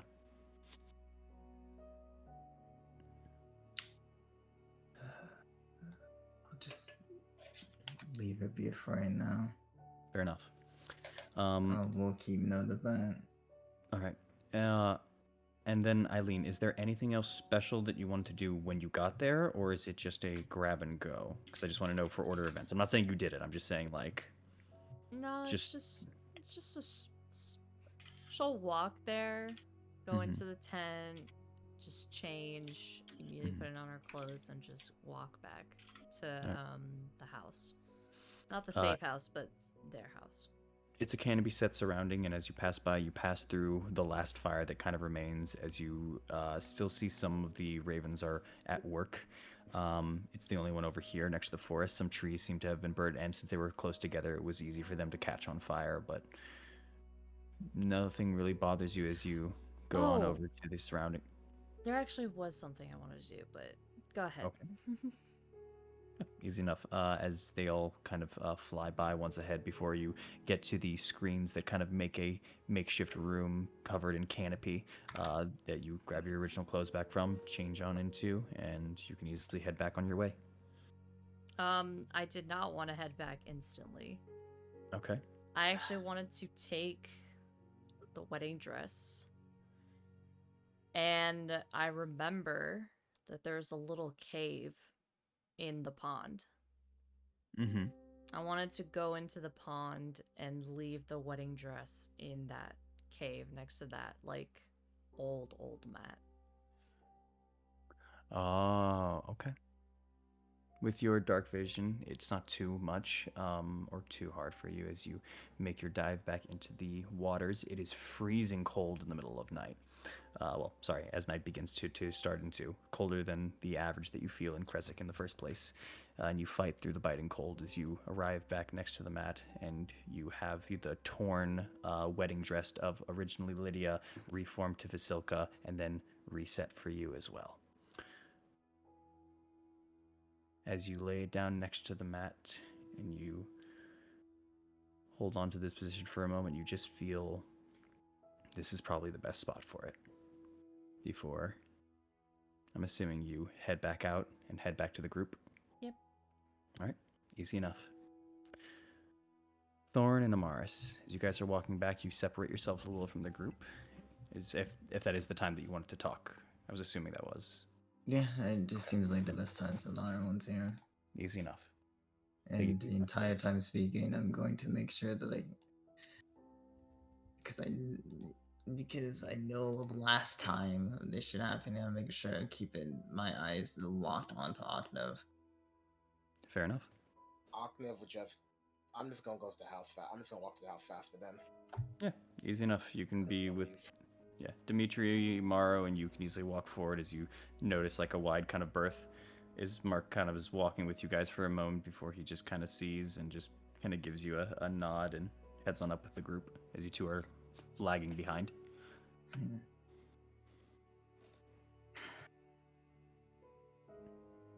So what do you want to talk about? Thorn, I say this. I want to speak to you. Because, well, for one, we haven't really spoken in a while. Yeah. We're different in places and the same in others. And I know the reasoning behind what happened. I know why you wouldn't take a deal from him. I'm not saying that you're wrong or anything. In fact, if I was in your shoes, I would probably lean towards that option as well. Maybe not exactly taking out the eye part. That one is definitely something I wouldn't have done. Probably would have gone for the throw on that one. Yeah. But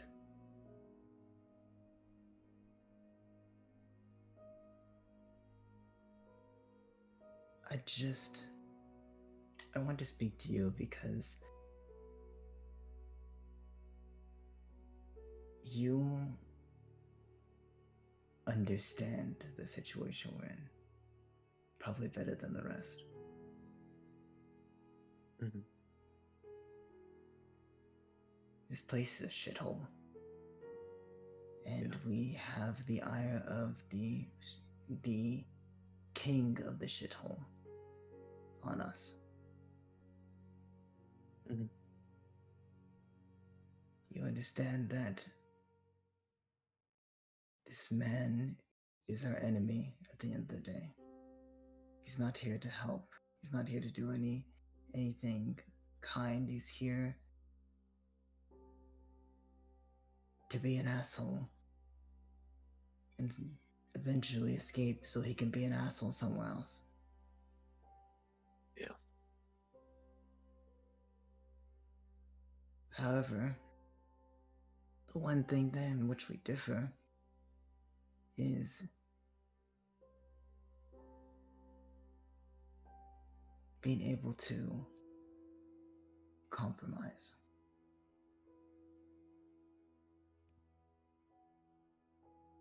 You have your ideals that you stick to. And I admire you for that. Don't get me wrong.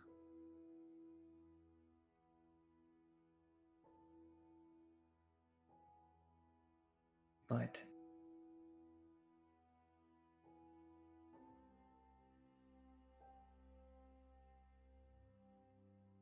you have to, not even you have to. You understand that for some decisions, even if it's not us that is, even if it's something that we don't like, we still have to think about others in that scenario. Yeah. Who else is going to be affected? Yeah. Do you want to know why I made that compromise with Strahd in the tower, or in his castle?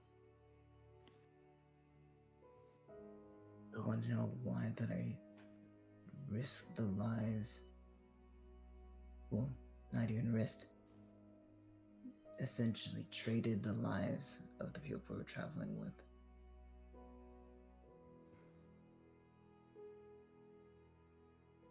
It was because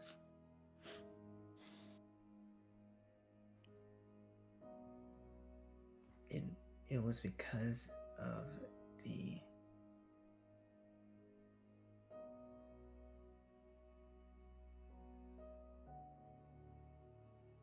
when I was making a deal, it was to ensure that the most amount of people could get out.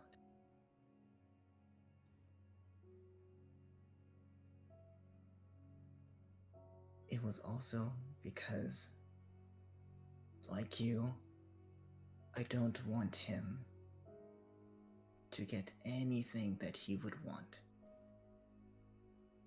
In that same vein. Yeah. Now,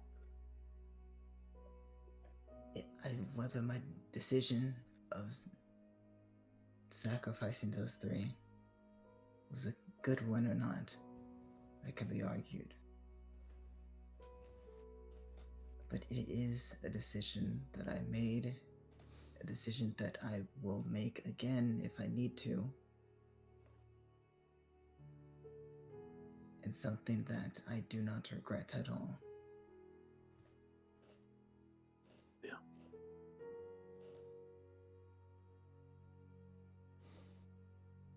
Again, I'm not saying this as if this is some sort of higher ground or convincing you to make a deal or anything like that. That's not what I'm getting at here. I don't know.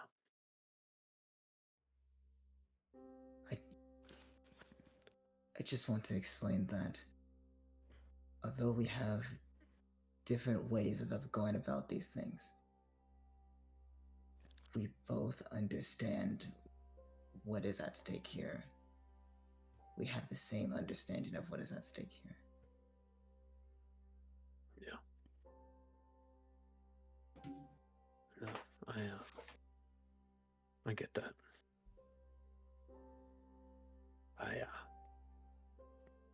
I'm sorry for misjudging you many times. I know from back when we were still in the Swords Coast, you and I got on pretty well.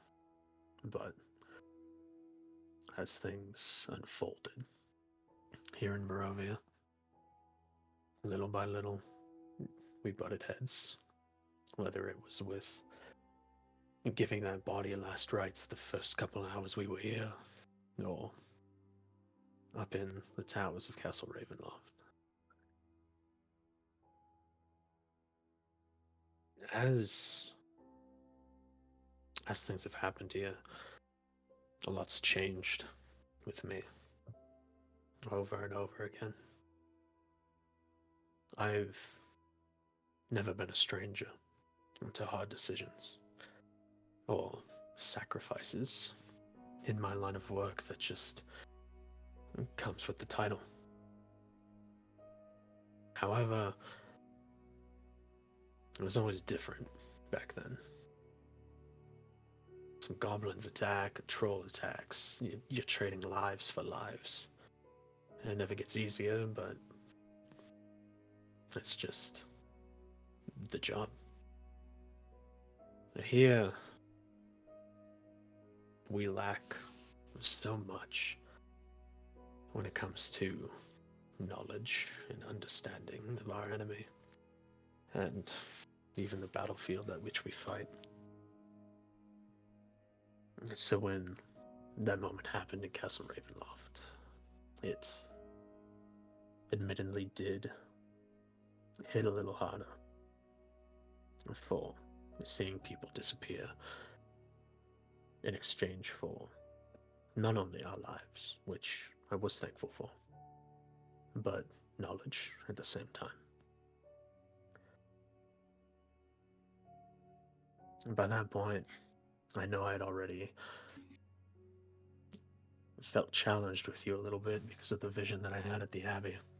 It's kind of hard to look at you the same way when I watch you kill me in a past life.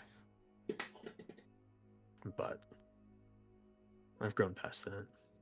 I can make the differentiation. And I understand why you made the choice you made. It was the same thing I tried to do today.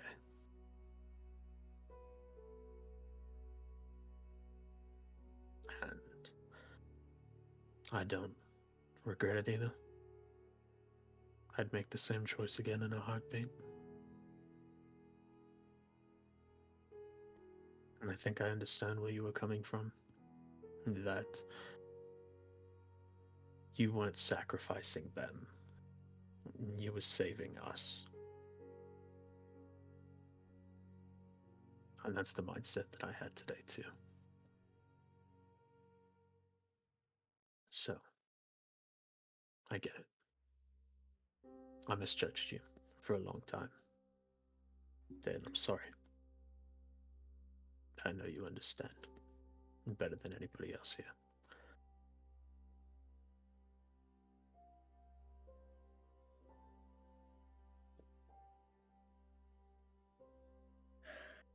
Yeah.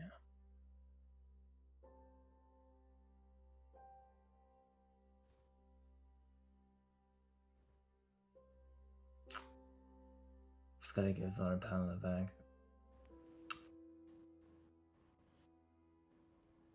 You know,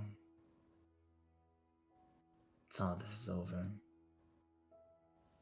And you give back, or maybe the moment before we go back.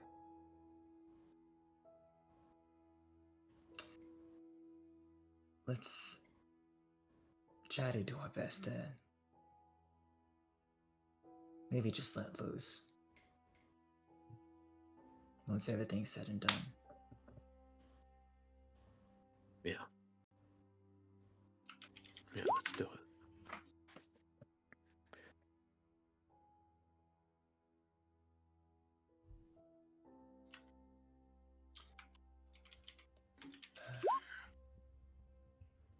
Now, if you'd excuse me, I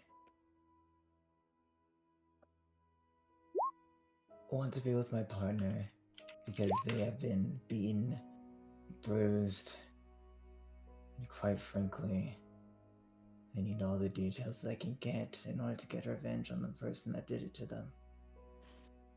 Yeah. I'm sorry about that too. I should have informed you about Ismark. I kept our stationing on the wall a secret from everyone just in case the Strahd or the Abbot came asking about it. No, that's completely reasonable. Besides, it's not like you expected him to get completely beaten like that. Yeah. It's any consolation, those brides, at least the one that we took care of, they ain't much. We can find them, and we can deal with them. Oh. May deal with the rest of them, but the one in the gold, the one that did this to him, that one is mine. And I want no one else touching them. 1v1. 1v1. You got it.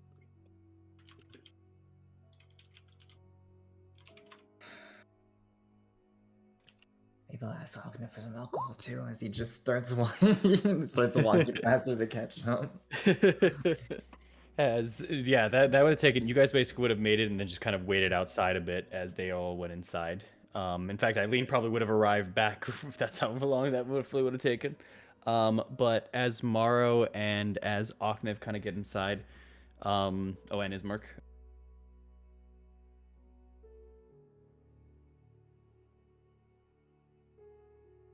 No! There we you go. go. I guess Strahd did really get her. There you My go. bad. My bad. Another one collected. Why is Strahd collecting women like Pokemon? What's going on? He's going for the harem ending, man. I needed to replace the last bride, bro. Oh shit. So, The one that kills him becomes the bride. Oh! as you Mark. well, you know, as you all as the three of you enter on in, Dimitri just states in a very quick and quiet tone of, as it was before, you may use this space in the other room. Just leave Ilya and myself alone for a bit, if you don't mind. If you do need something, I will be in my room. Before he heads on over to the right door over where Ilya's room is, and for those listening in, or he's not really that quiet about it anyways. Mhm. I'm back home, my son. Everything is all right. The town is saved. You'll be fine. I'll bring you some more food in the morning. Just rest easy. He lets his hand go off the door after about 5 or so seconds before taking himself to his room and closing the door behind him very softly, and leaving you guys for the rest of the house for whatever you wish to your devices. My That was man is going through it right now. oh boy, he just got My- fed a lot of stuff. Yeah, he's My man is he's taking a second. He's processing. Just gonna look over at the rest of the party. Yeah, sorry. Only Ismark, Morrow, and Ognev would have seen that, but you guys Oh. can come in. You guys can come in at that point in time. Okay, that's fine. Yeah. Everyone else So was it's cool. out or talking, but yeah. Just gotta come in and just once. And Eileen's here too, right? Yes, Eileen would have come on in unless you had other reasons not to be. No. Well, there you go. There. Then yeah, everyone walks in. All right.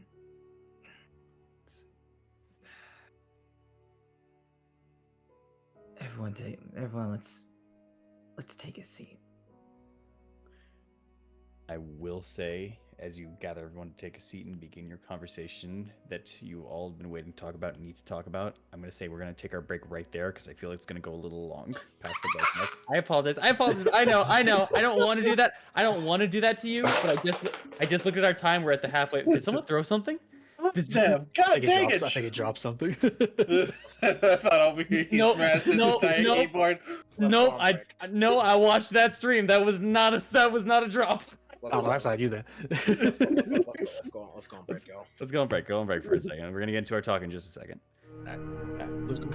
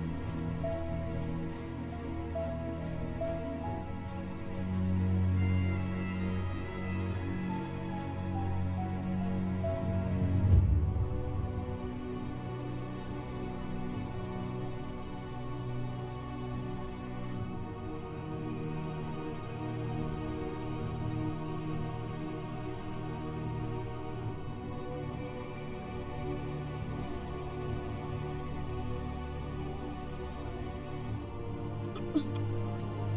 Let's get back in. Mm-hmm. Let's roll, baby. Let's roll. Oh, I get it. D&D. We're rolling. It's your turn. Roll your out. turn. Okay. Oh, there we are. We're To back. roll. Roll out. Welcome back, everybody. Oh, Hope you guys are wow. having a wonderful time. We're going to continue off. We're on the second half of our run through of this episode, and just a quick thing. Where we last left off, the group had flown back down, or some fallen back down, after the events that had happened in the sky. They did some damage control both on the town and some of the people of it before waiting for Dimitri to have a full-on conversation about the events that had occurred. Some people found it displeasing. Others were calm about it until Dimitri had spoken to them all to speak to him the next morning. He then invited the group to stay at his home and away from the townspeople while Amaris and Thorn had a chat before Dimitri headed on to bed.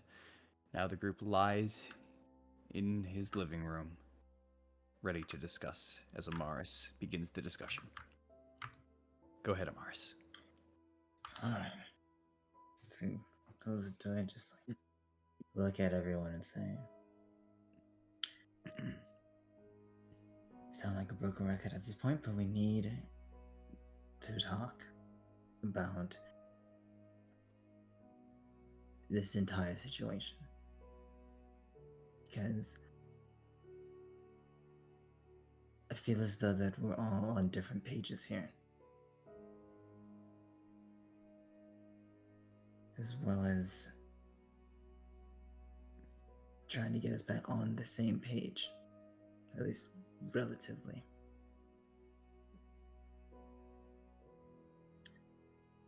The devil of the land, the devil of these lands, Strahd von Zarovich, has declared war on us. And not just us, but those that we care for, those that help us out, those that are allies to us.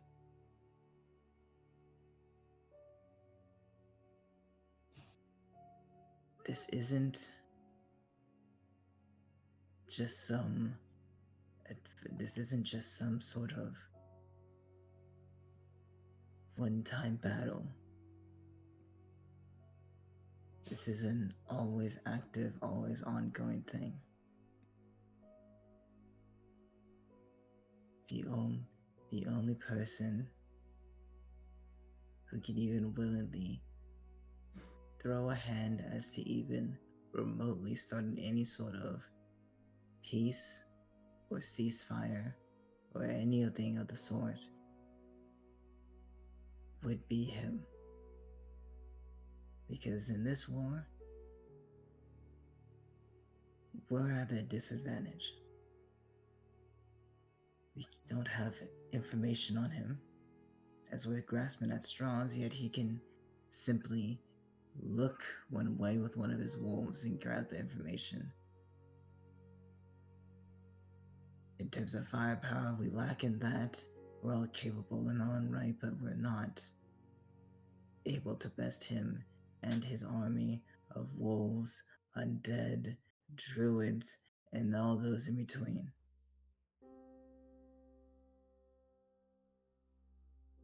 The only thing that we have going for us is the people that we help out. And even then, we shouldn't even try to be getting them involved unless they are willing to be involved.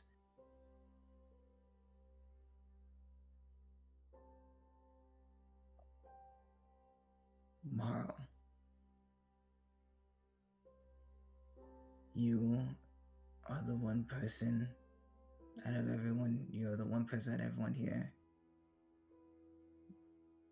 that tries to see the good in people. I understand that. I respect that. However, there is no good in Strahd von Zarovich.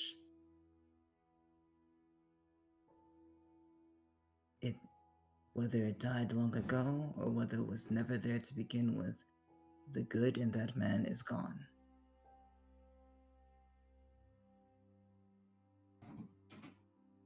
We need to start taking him seriously as a threat and stop trying to make peace with him.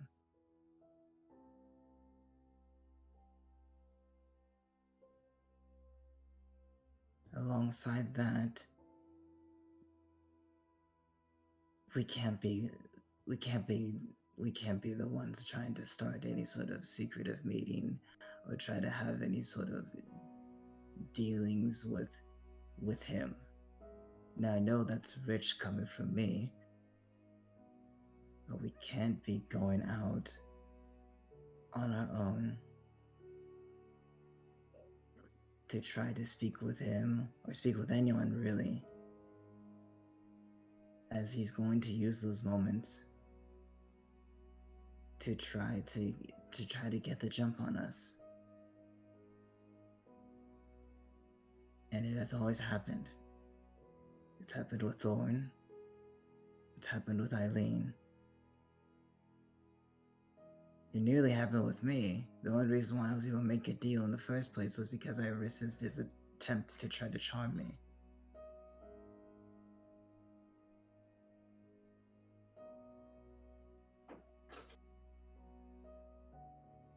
He is the one person who can... He has better information gathering, he has better tactics, he has overall such an advantage over us at this point. If he wanted us dead, he can make us dead with ease.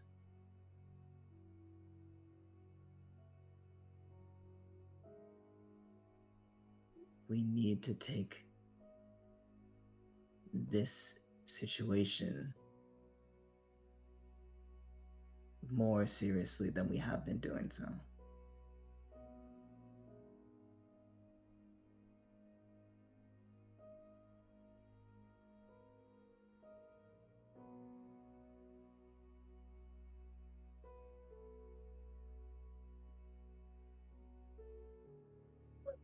I agree.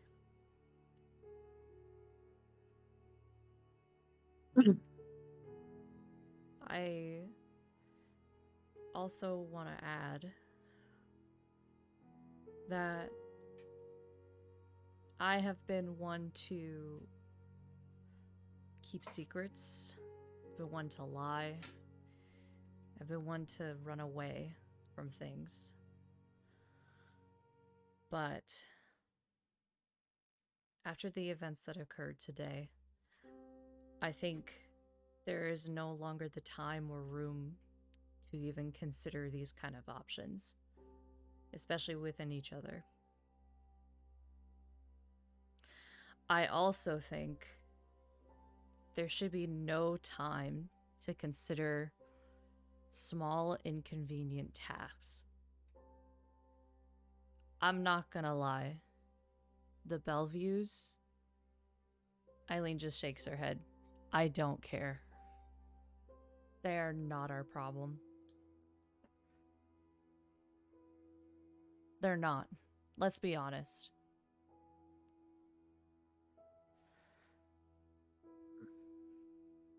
No, they're not. The Bellevues are not our responsibility. It's the town's. Anything minor, we can try to help. We can do our best, but we should not dwell in these kind of issues for very long.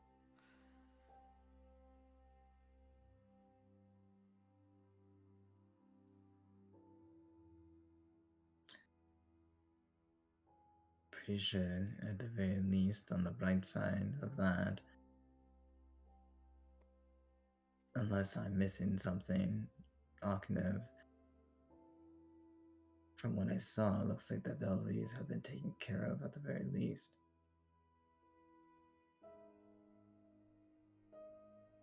Took care of it. Killed them.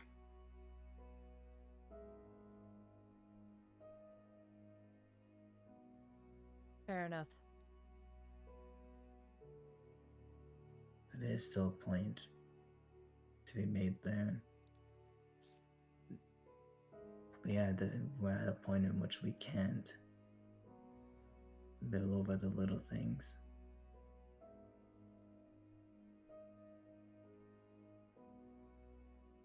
We have to think about the bigger picture as much as we can.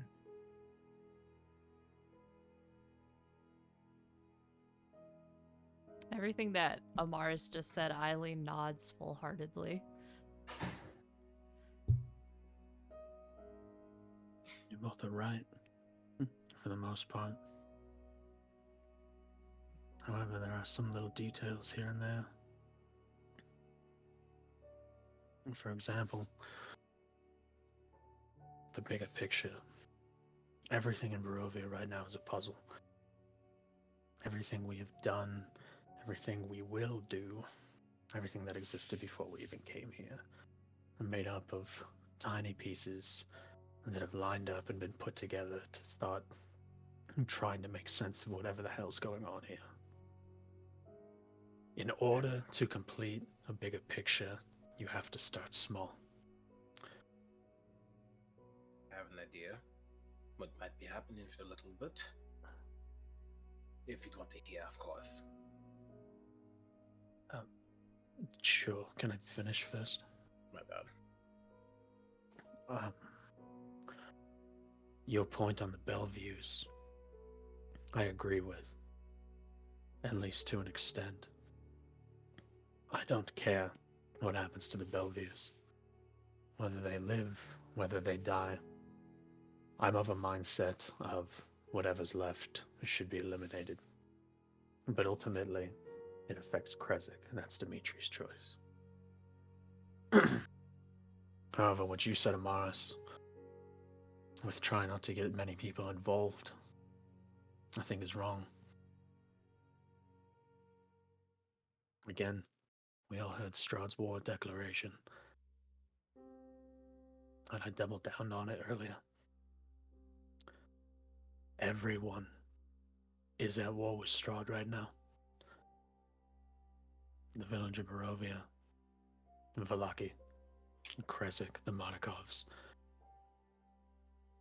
And when somebody declares war on you, you do not get to choose to not be a part of it. That's not a luxury anybody has. We need to rally people. We need to get help. These people need to fight for their land. Because otherwise Strahd will slaughter them upon it. And there's only so much that we can do. This is not our home. We do not belong here. But these people do. I know some of you may disagree with me. I know a friend that we've met several times, that we've been radio silent, just silent with recently. I know he disagrees. But people are going to die. Citizens, men, women, and children. We saw it today. We've seen it in Vallaki. And it will continue to happen. At the very least, we can convince as many people as we can to start standing and trying to fight back against this, instead of sitting back and getting slaughtered.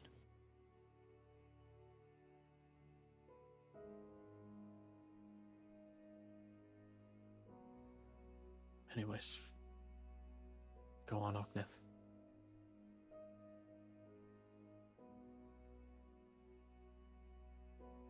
After that, I don't think my theory really holds the weight in this moment.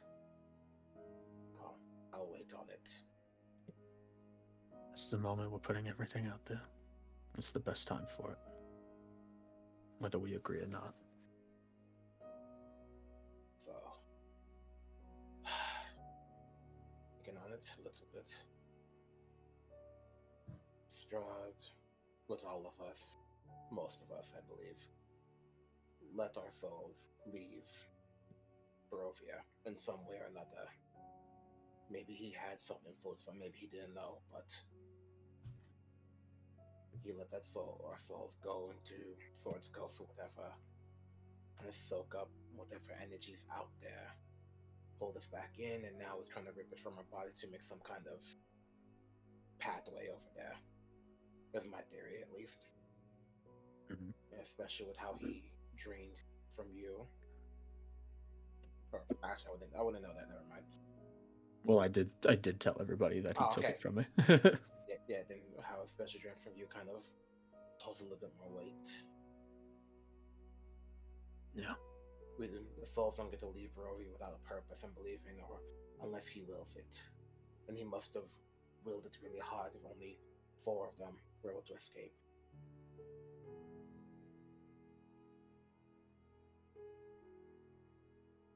Yeah.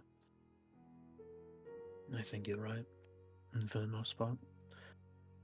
Even if the details might be a bit hazy on how he's using it, I agree at least that he is trying to use it to escape.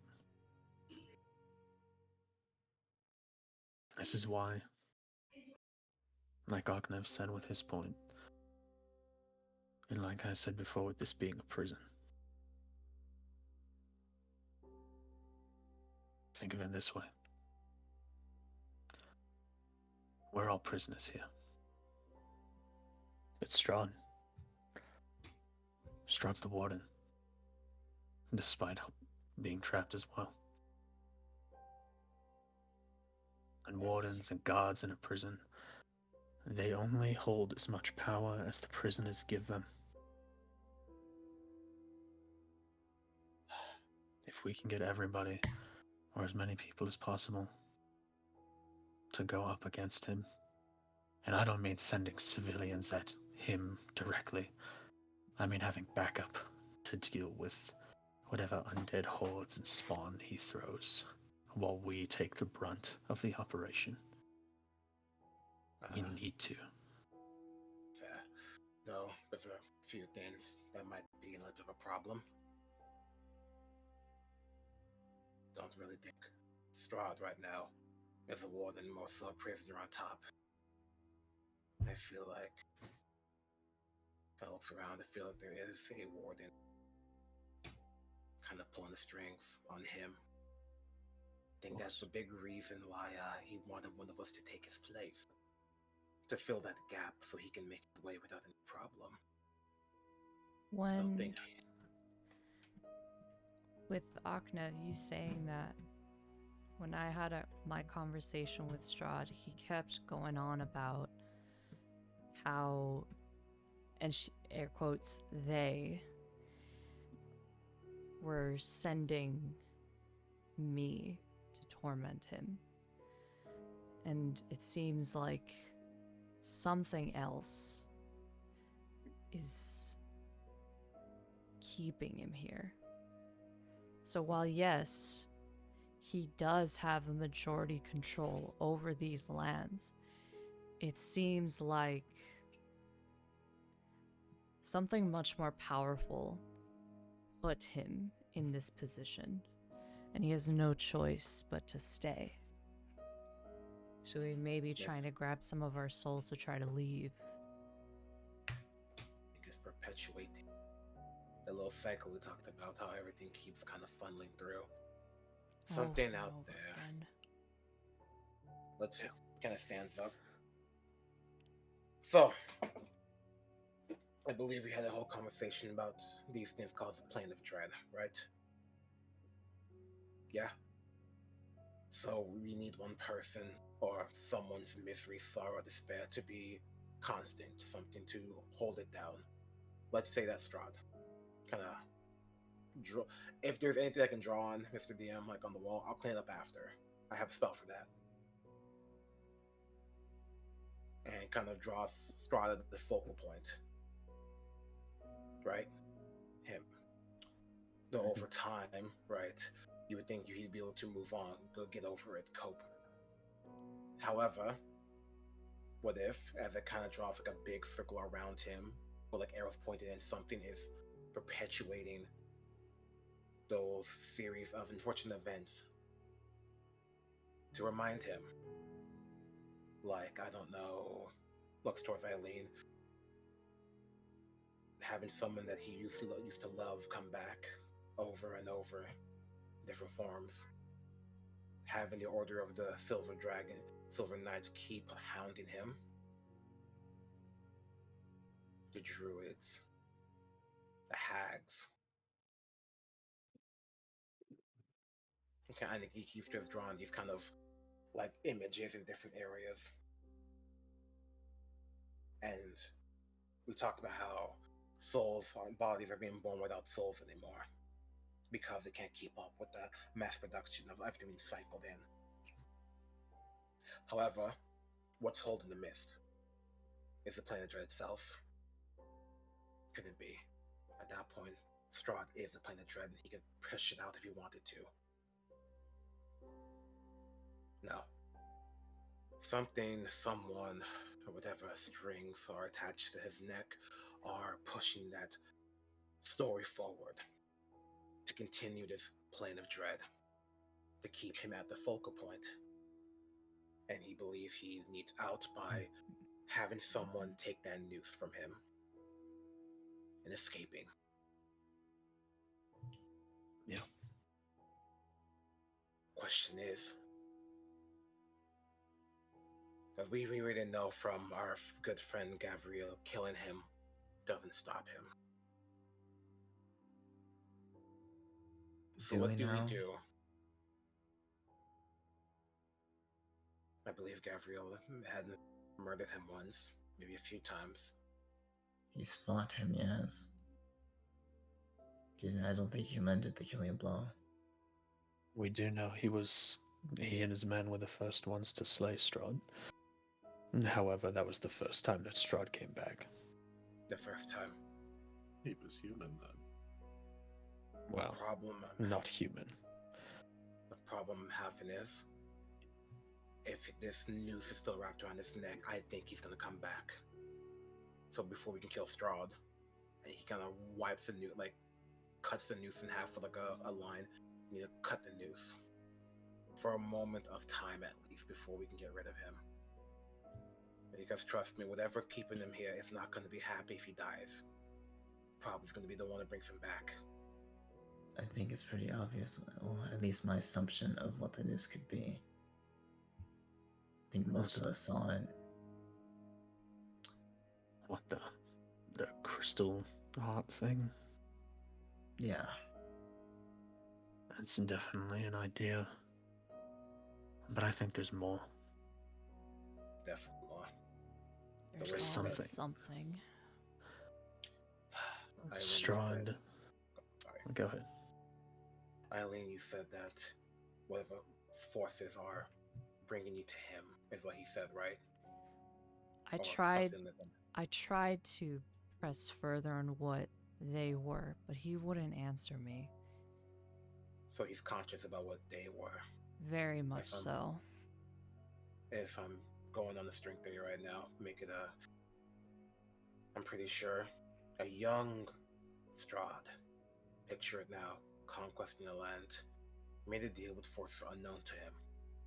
Forces pushing him in the direction that he didn't know he wanted to go until it's too late. And now that he has everything, or has been pushed to the brink, he wants out. Whatever forces are driving him, he's the one that made contact, or they made contact with him, and he took it upon on their offer.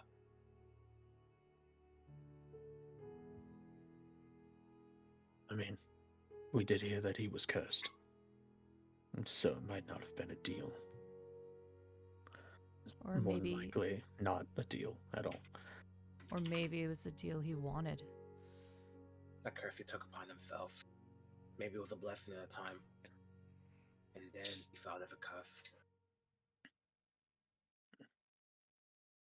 However, that's all speculation. Right. And There's there's only nothing set in there's no- stone unless it's proven.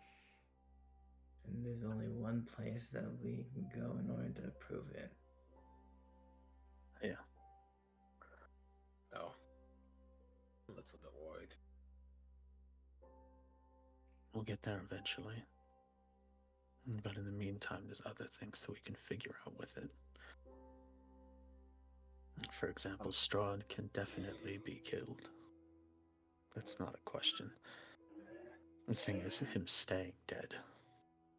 That's the problem. Right. I personally, I don't think the heart is it. I think it plays a factor. But I feel like there's something else. There's something that we're missing. I feel like, Amaris, if we have a chance later, maybe we should try your spell of talking to the dead on the abbot. Let's see if we could find out some information from him. But otherwise, I don't know if that will be possible. Why is that? I mean, it definitely could work, but when I went back to check on the walls, I saw Escher by the abbot's body, and he took the vial of blood of the abbot. But not the soul. I don't know. it's the soul, or at least part of it. I mean, last time you guys got stabbed, right? You guys only had blood. It was only this time his soul came out. Amaris, roll a religion or arcana, Amaris. I was gonna I'm say, Okay. if it's, is it about speak with Dan? Because I was Yes. about to mention we don't need the soul in order for me to use it. Yeah, I was gonna say that too. Okay. As That's long as good. we have the body, that is what's important. Yeah, you can still roll the arcana or religion check if you would like as well. I might as well. If that wasn't it, I want to be absolutely sure. You know. No. You got it. But I just want to see if there's additional, just to key in some extra detail stuff. 14. You would know at the very least that yes, you don't need the soul, and it's not because when they come back that it is the said soul, as some people have hoped for, as some people come to clerics to at least speak with their loved ones once again, or something in their regard for it. It is not a common thing, but it is a possibility that some people go through. But one of the things you have known from your studies, it is an imitation. It is a memory of the being that the body knew, not the soul itself. That's all. That goes hard. But basically, I think that's an idea that we should work with. That could give us some answers. But another one that struck in my head while I spoke to him is his brother. Sergey. Yeah. I told Strahd what happened to Irina. I told him all of the events that led up to her disappearance and being taken in the pond over there. That's unfortunate. Why? Sorry. It actually has something to do with the conversation I told you, the meeting I was set to have with him. Uh-huh. It's actually a point of I'll let you finish, but once that's over, I'll explain what went down specifically. Fair enough. Well, I told him what happened to Irina. I asked him if he knew anything about it. Obviously, he casted the lightning down in the pond when it happened, but I wanted to see what he knew further than that. He sensed Sergei's presence. He felt him somewhere, in some regard. After I told him what happened, I asked him why he blames us. He got reasonably upset. But he never fully answered me. And I think it's because he knows that the events that led to that moment were his fault. And the feeling of his brother there, and the way he kind of spoke, I feel like if we can make contact with the spirit of Sergei in some way, we might be able to get an ace up our sleeve. At least a small one.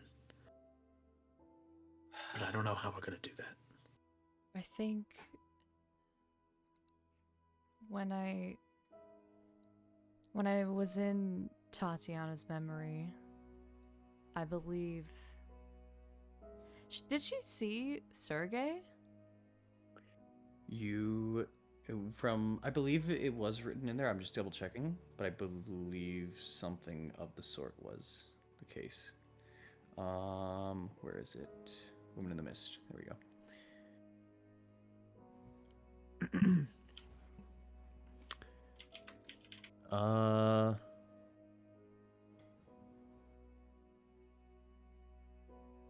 Moving away, vision. Sorry, just one moment. I'm just double checking.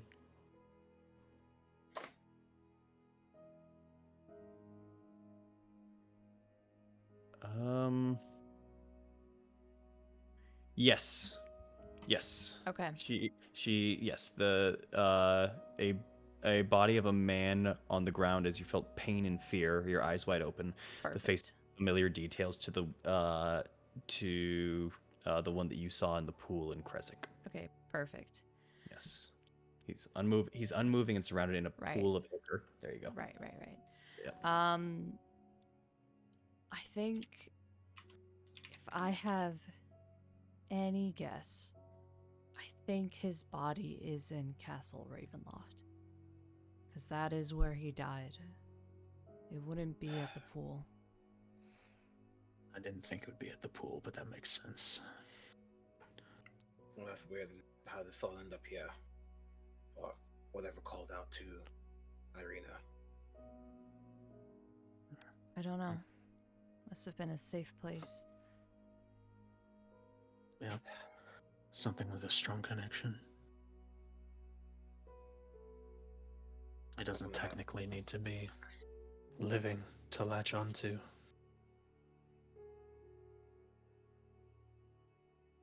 You may be in the mist choking right now, but maybe figure something out. We can't retrieve him from it. We just need to speak to him. Yeah. But I feel like that could be a start to something.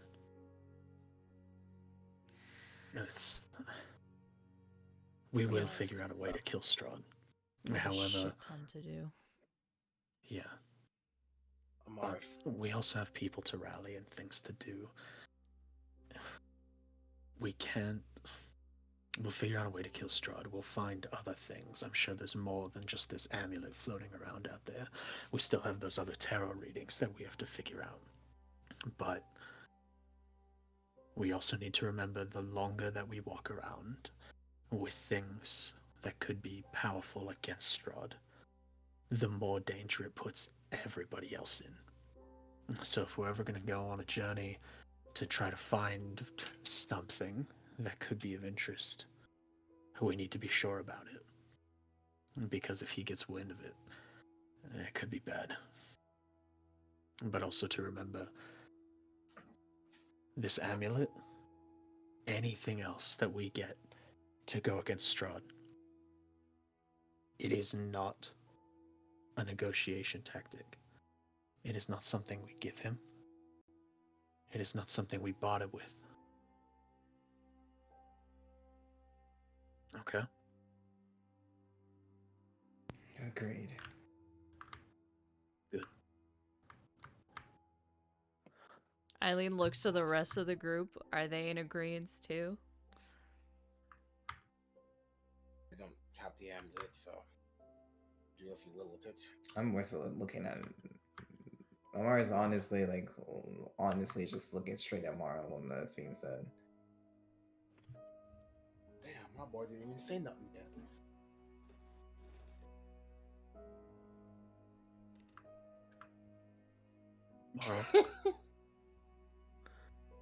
Mara just... You sort of sits for a moment.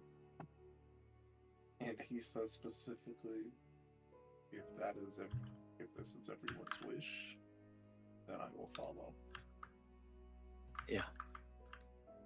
These items that could be used to kill Strahd are worth whatever sacrifice has to be made, because they can prevent a lot of pain in the future.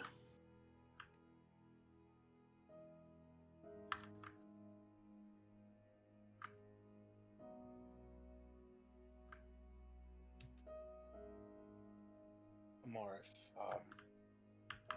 you spent Yeah. the day with the abbot yesterday or this morning before we had to do what we had to do. Did he have any information about his time here? Maybe he's dealing with Strahd of the past, or etc. He did. Yeah, but it became more of what he that figured mess because of something that Strahd showed him. Something that he was looking for in order for him to fix the Bellevues, essentially. What do you answer? The answer was some place that he was told about had some sort of knowledge on what turned the Bellevues from essentially a family that was on the verge of extinction due to an illness they had, partially due to an illness they had, to Give you a name. what you saw. Not a name, it's just some place in the mountain.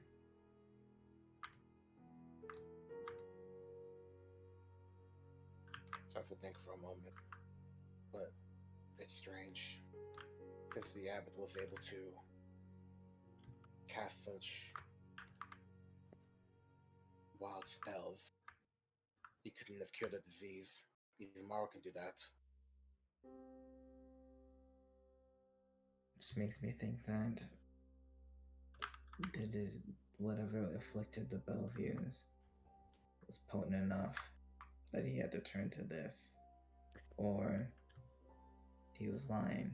Small thing. First off, medicine check especially from Amaris and Aknev at the very least, but Amaro as well. But anyone can do it, but just you two for sure. He didn't say that was the cure for their leprosy. He said he gave them he said he would heal them, he would fix them for their help in rebuilding the abbey. Mm-hmm. He then asked, and they said this is how. They didn't want to be fixed like this. They wanted to be better. They wanted to be what they became, essentially, or at least so he says, or something in that regard. There. Okay. 2, Then. diseases can be healed, and there are many spells to do so and such. There are some, however, diseases out there that you need really, really effective and strong magics for. Leprosy is one of them that your average just paladin with cure disease cannot fix. Oh, don't worry, brother. It's not cute. It's Yeah. gonna lay on hands. You know what I mean. You delayed it. Yeah. Yeah, Sorry. I guess that Continue on, though. But yeah. Now that I think about it, it was less than they wished for a cure, and at least the way that the abbot put it, and more that they wished to be better.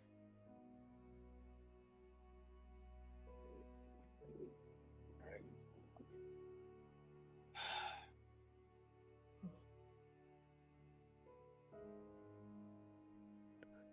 But either way, whether it's before or after, the abbot was afflicted by what was affected by whatever Strahd showed him. It's the only thing that makes sense, and the reason why he acted the way that he did. Because Strahd didn't take him anywhere.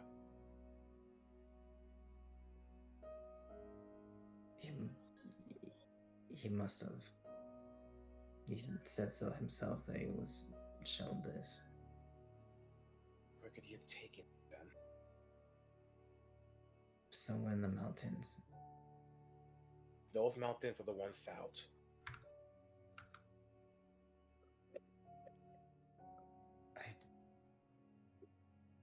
Actually, did they They didn't specify. Did you specify the mountain?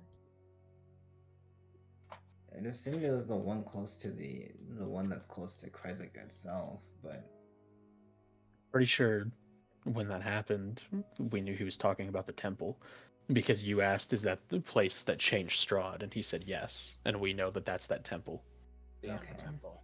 No. I'm just trying to get the confirmation. then Oh, I'm sorry, I was muted. Yeah, no, he also did specify. He did not say he's because you asked Mount Bartok and he said no, Mount Gakis. yeah, okay. Yeah, Then in that case, it would be the. It's not Bartok. It's Gakis. Mount Gakis is where this location's at. so the Amber Temple is. Pulling out the map, Mount Gakis is to the southern edge borders of Barovia. And if it wasn't labeled easy enough, I'm sure Ismar could have helped you out. Okay. It's actually, No. yeah, it towers over the village of Barovia and it's south of Vallaki and Krezk and all that kind of stuff. Never mind then. Hillway. Alright. So he saw something there, and went wild, went mad, got power, or You saw something there, which is, I'm assuming, the whatever technique or whatever procedure that allowed him to change the Belleviews into what they are Monsters. currently. And apparently he had to test it on something in order for to make sure it worked, so he tested it on himself. what a good doctor he was. Doesn't matter. He's dead.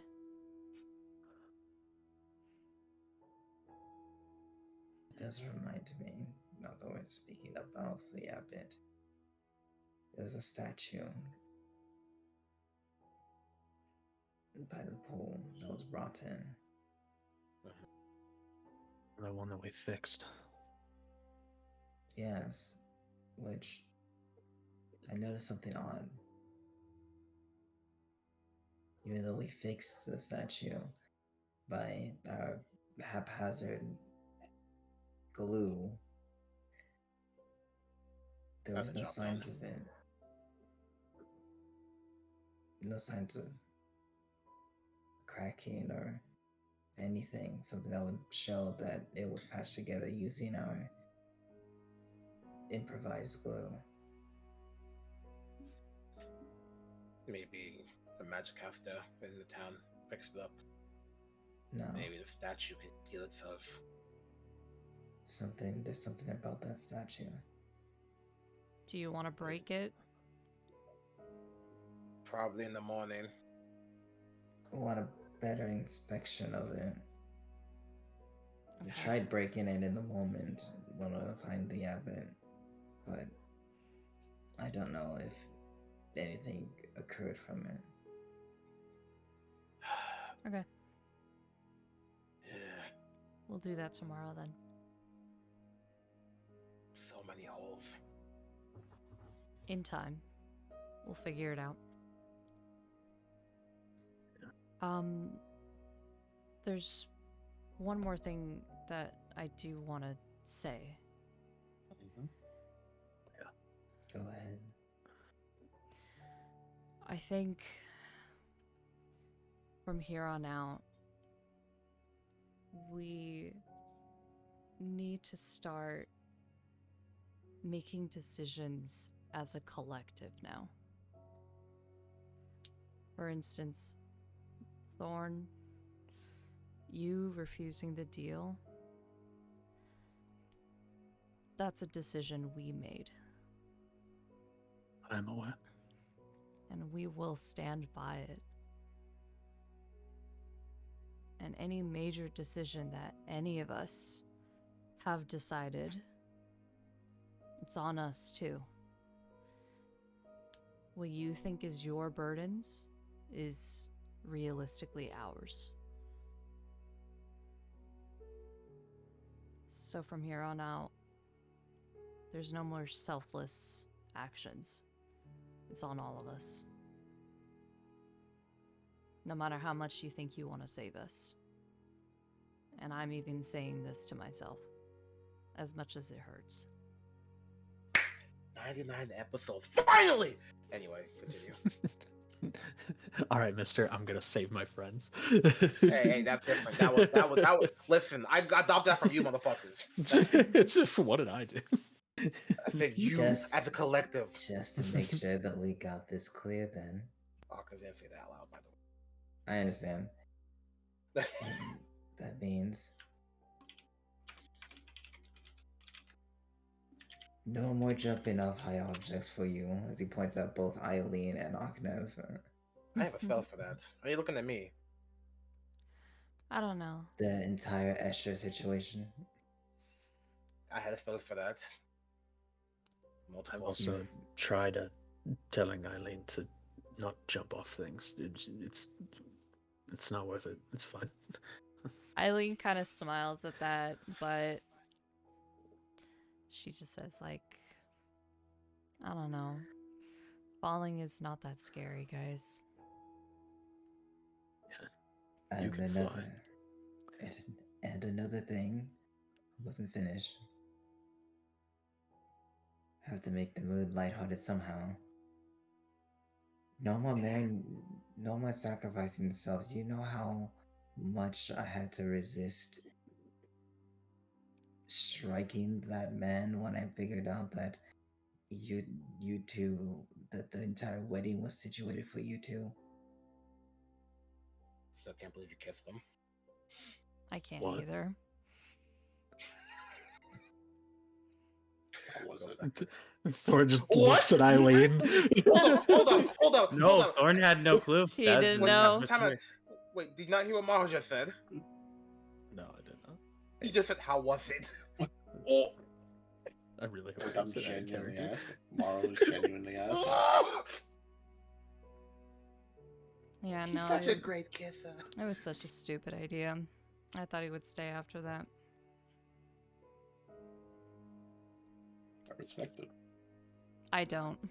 I don't respect it. I really don't respect it either. Honestly, you probably should get some soap and wipe that all of your mouth, at the very least. But that's just me. Look at That in you. mind, perhaps I should go into detail about my meeting with the groom, as we call him. You can call him the devil. Go ahead. I'm still hung up on this case. It's actually very simple. Yeah, me too. It's actually very simple. I came up, walking up the hill. I spoke with the abbot a bit, and he specifically asked me who poisoned the well. In regards to the saint, I told him he seemed upset with something that had happened earlier, which I guess, Amaris, you apologized earlier. I assume it has something to do with that. Long story short, the abbot asked me how the abbey was. He showed me the conditions of the Bellevues and everything. I told him that the abbey was in a shit condition and that he should focus on taking care of the Bellevues. He took an exception to that, clearly. Okay. So that's probably why he asked who poisoned the well. He said he'd forgive me if he said it was me. I was tempted to say so, in case he tried to blame Aknev or someone else, but I ended up going with Strahd. Strahd, for the most part, after doing some tasks for the abbot, which were just delivering wine to Sofella, I had my meeting with Strahd. He came in, we sat down, we talked about refreshment. I declined. And then we got to, and he asked me some questions about why I wanted to be the best man. I told him in earnest my intentions, as well as my hope of talking with the ceasefire. Obviously, now, those talks were not fruitful. That explains why he brought it up. It's not. I didn't expect him to agree to them, but that was my hope. And then as we finalize the details for me to be his best man, I made a wager. In the spirit of, I guess, bonding, as some would call it, I offered him a chance to play a card game. 3 Dragon Ante. I tried to see if he would wager the bones of Argon Holt, Gertruda, are the two companions who Amaris had traded back in Castle Ravenloft. He only agreed to Gertruda. My offer was the information in regards to what happened to Irina. He agreed. We played the game, and I won. So I have gotten Gertruda. Returned back to her home, safe and unharmed, with the promise that she will never go back to Castle Ravenloft, and that she will stay in that city in her home. Wasn't she the one that went to Ravenloft on her own? She was, but at the same time, promised her mother I'd bring her back. So I what's don't know. happened from her going back to Ravenloft? I specifically put that in the deal to make sure she does not go back to Ravenloft.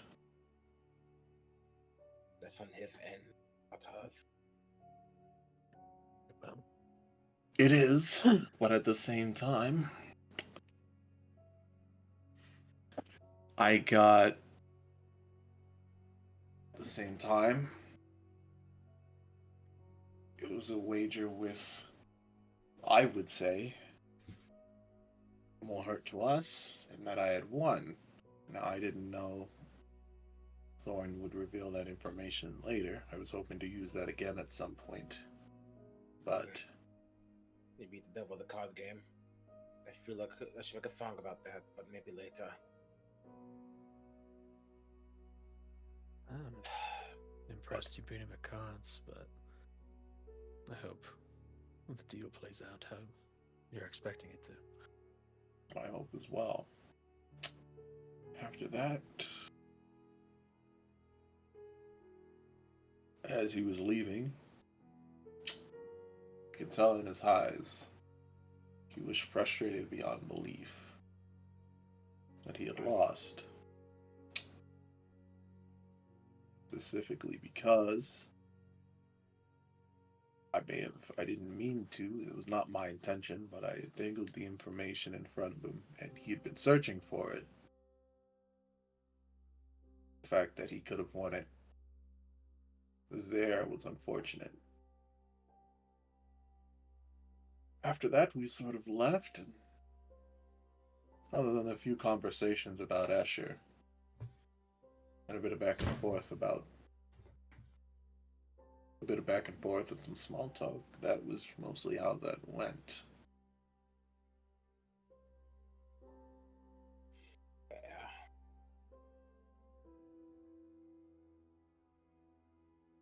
Well, I'm glad somebody's meeting with him went fine.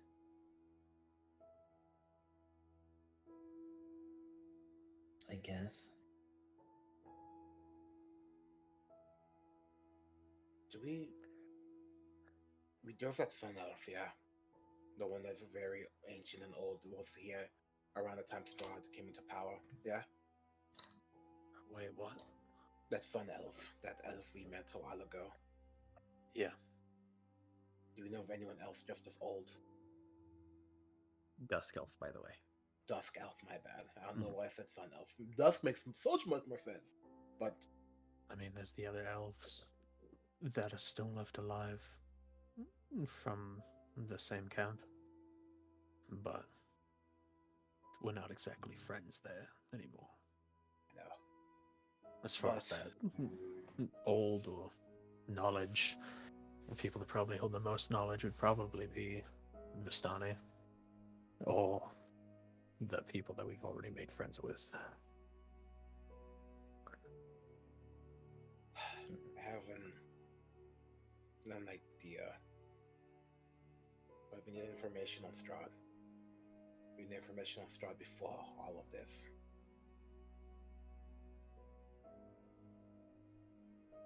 So I think we need to go find some ancient burial ground somewhere far south. And start digging. Maybe find someone who killed Count Strahd, who was here before him.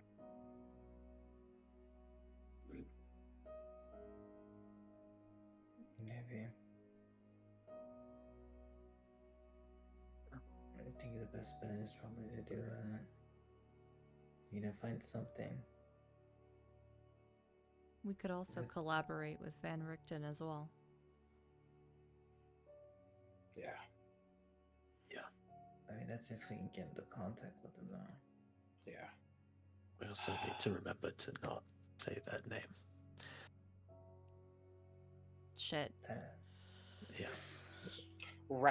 Right in the middle of the cupboard. I finally knew it. Straw transforms. And he's dead. Van Richten! Anyway, that's all for the conversation. Amaris, Eileen, you were the ones that stoked this flame. Is that all you two had to say?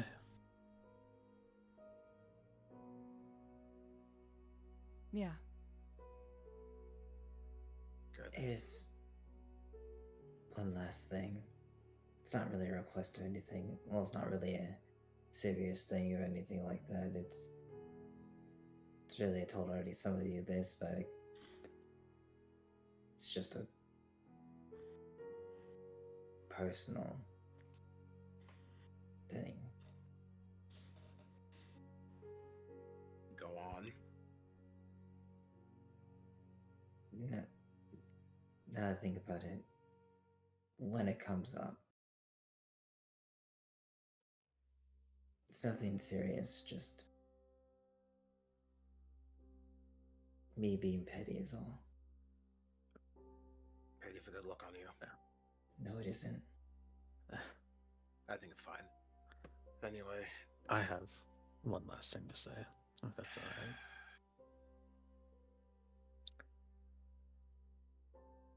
go on. Yeah. I'm sorry for putting you all in that position today. Of the clouds coming in and all that. I realize the decision is on all of us at this point. However, of course, I made the choice in the moment. I don't know how Dimitri feels. Clearly, the town is split, Just like Falaki. but yeah, We'll figure but it out.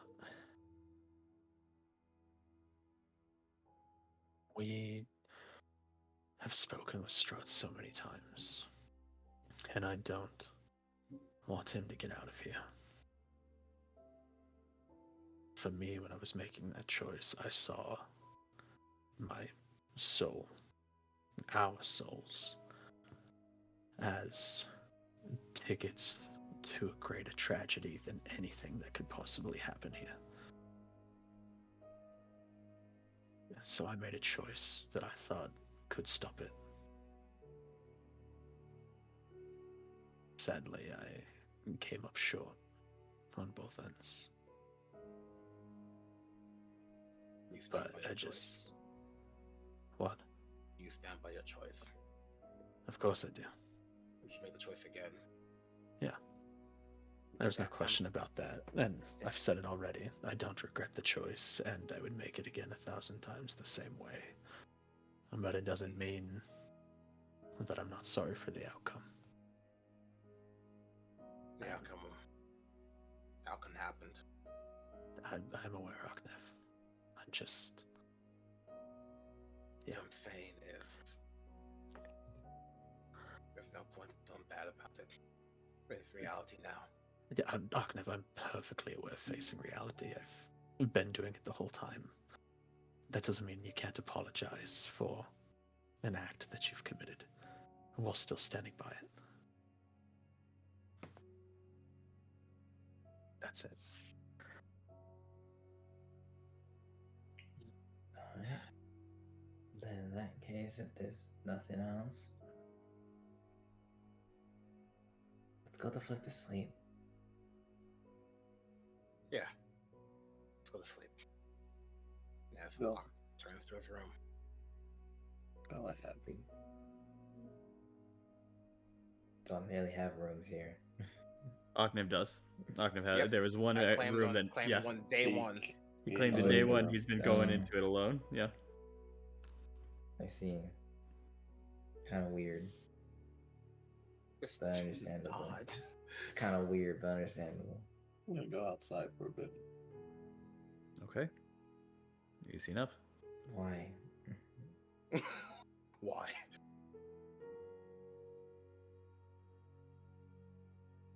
At least if he's saying Do you- that. I am saying that. Yeah, then yeah. Why? Just need some fresh air. I won't be going anywhere. I'll just be outside the door. Strahd shows up. I'm all, Mara, ins- me I'm too. all, I'm all inside on that shit. We need to trust each other. Ding. Insight. No, I was kidding. Just need some I fresh kid, I air. know. If that... Doc, he's old. He needs that for his bones. Be nice. Motherfucker, nah, motherfucker, we're all in this shit. You Watch can, this. you, Watch this. you can then Damn. you can GM me either deception or persuasion for your roll. All right, I will. Why would he lie? Look at him. Because two other people have lied to me when they said they're going off to do some shit in the recent week. I mean, you Actually, it was right, the but night like, before. Yeah, that was literally about 24 hours ago. I know. Right, That's why I though. said okay. That's why I said like within the week. okay, If you want to just be 'cause you're right, specific, though. within the day. Like, Alrighty then. All right. GM rolled me that persuasion or deception tomorrow. You know that shit persuasion because he's not lying. That's my boy right there. All right. All right. You can tell her. Yeah, he is going outside. Like he's not going anywhere. He's literally just gonna be outside in the front door. Like he really needs fresh air. From what you could tell, he's kind of a feeling sort of thing. I was just gonna say primordial. I swear. To Salune, if you go out and do something different. You swearing in Fine. abyssal? I'm swearing in primordial. Ah, okay. Ooh. Got it. Just gotta make Why- sure now. Why does Morrow know Abyssal? Can we talk about that later? That he Let's knows not. Abyssal. Let's not. That's such a like. You do Like a crazy paladin- things. You do it's like crazy a- things in your teen years. The Go ahead. truest It's like a angels know pound- how to dance with the devil. Yeah, I was about to say it's like a paladin knowing Inferno. You gotta know the language of your enemy in order to understand your enemy. It makes sense. Just, But in common, it's just dog, like I don't fine, see. whatever. Just don't be out long. I won't be going anywhere. I'll be out the door. The only other thing I really wanted to do was the Bellevues, but you've all made your feelings clear. And then there's Gertruda and the others, but that can be dealt with tomorrow. Not Gertruda, no. The Silka and the others. Mhm. So I'm just gonna step out. If Okay. there's nothing else. You- You easily step out the door and close it behind you into the cold, crisp air of the night of Kresik. The Is there a chilling spot? winds. Go ahead. Is there a spot I can sit down? Plenty. If you're looking for underneath a tree, if you're looking for next to the place, if you're looking for a stump, there are cutting log boards, especially in the back of the house. A lot of stuff. Probably like underneath.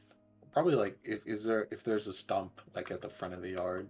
It's not at the front. It's near the back of the house. It's where they cut wood. Big coat, big coat. It's up to you.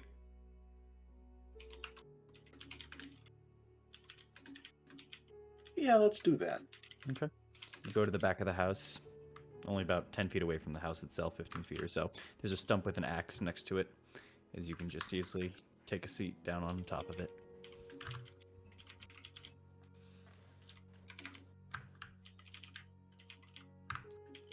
You take in the crisp, little bit harsh cold of the night of Kresik, but you're not going to be here for long, and it gives you at least a little bit of a moment in which you kind of breathe in the fresh mountain air with your concerns being melted.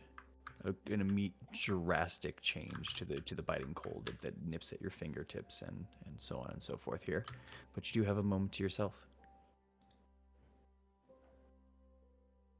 Gabriel. The abbot is dead.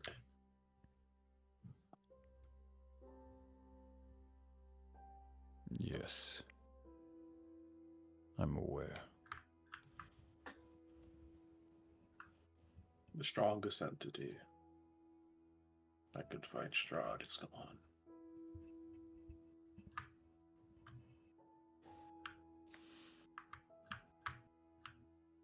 I don't believe that. You all still are alive. I grow weary, Gabriel.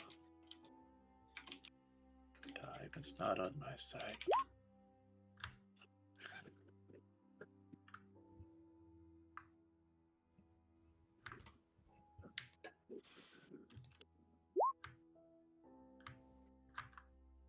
There's no response to that one.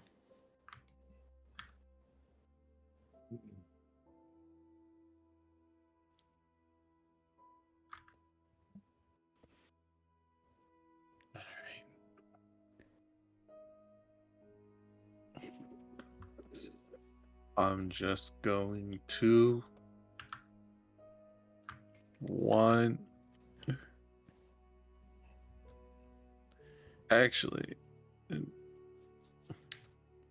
I guess I was thinking about it. You know, I've got time.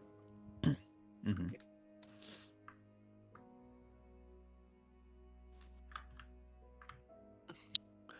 I'm gonna just at the stump. Uh-huh. I'm just gonna,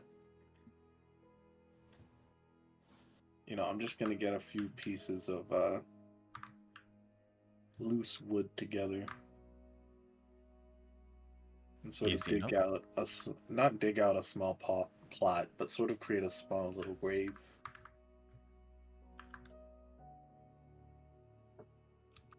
And I'm just gonna put the heart of the Morning Lord on it and do a prayer.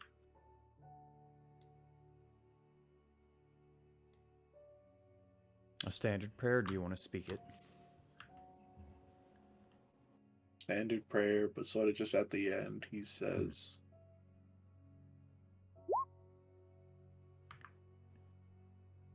he died as he lived, looking for the sunrise.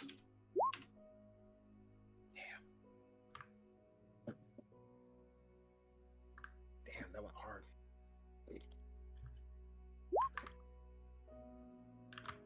Alright. You truly do feel for the ones that you have to slay yourselves, don't you?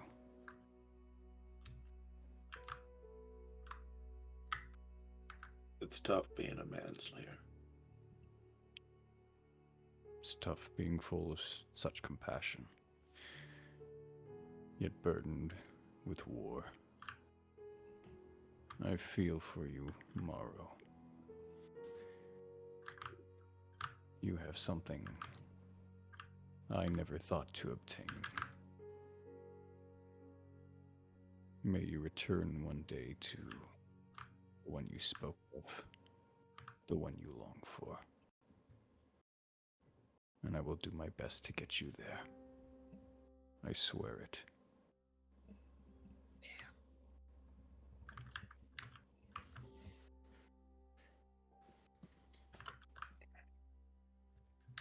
Thank you, Gabriel. And with that, I'm sort of just gonna stare out into the light for probably about another half hour or so. Go inside, drink some water, and then sleep. Fair enough. Is there Talk any... to Eileen for a second if I can. Yeah, that's fair. I'm gonna just do one quick thing. Like as we're all just laying down before they get to the top, because this isn't really gonna be a talk. I'm just gonna jump into his my sleeping bag. That's it. Yeah, no. Damn. Absolutely, and as you do so, as he was like just kind of setting it up, he kind of just turns around and says, "Okay, I'm very much into this. Just give me one exact quick thing. So Thorn and Strahd kissed, and then Eileen and Strahd have now kissed. Is that correct? I was Where's my not, crossbow? I was not there. My I was not there. crossbow. Am I caught up with everything? Oh my god, bro, this got Am I to end. Am I in caught a- up with everything? Am I caught up I with thought everything? that's a triangle. Bro, this Right. ends in a three-way, I'm telling you. True. That didn't take you for the gossip type. So much gossip. What? I just wasn't there. I was just getting caught up. That's one of the funniest jokes to tell, but I will get killed by both of them if I say it. So I just had to tell to someone that I trusted. Oh, that's Anyways, so get over here. as he pulls you in. Just a stifled laughter inside. My man's like, no one cares about me. Jesus Christ. It was now strong. That's why he couldn't joke about it. Are you kidding me? Do you know, as I was listening as Ismark through that whole conversation, and you said that, and then I realized he heard it for the first time, and I was like, what is he thinking? And I went, he better shut up. If Ismark laughed, I would have lunged at him. No. It's like, oh my god, that's horrible. Because then he kissed, and then it's kind of like, oh my, oh no, don't say it, don't say it. I love the DM that Ismark's like, heard like, oh, they kissed, and Ismark like, No. just like trying to stifle, and Thorn's like, yeah, and like, just like Ismark had that gif of that that dude in the anime that's like driving and his face suddenly like drops. like, oh, I'm in that happened. danger. Go ahead, you two. I apologize. Hey, what's up? How you doing? I know I asked earlier, but now that everything's kind of out in the open. I feel a little better. I still feel the same, but better. Okay, I'm glad. I'm sorry you had to deal with extra shit too. I She suppose now rolls you her can, fucking eyes. Now you can join Aknef and I on the understanding of why he sucks. I will skin him alive, I swear to the gods. You gotta get in line at this point. God damn it, we'll take turns.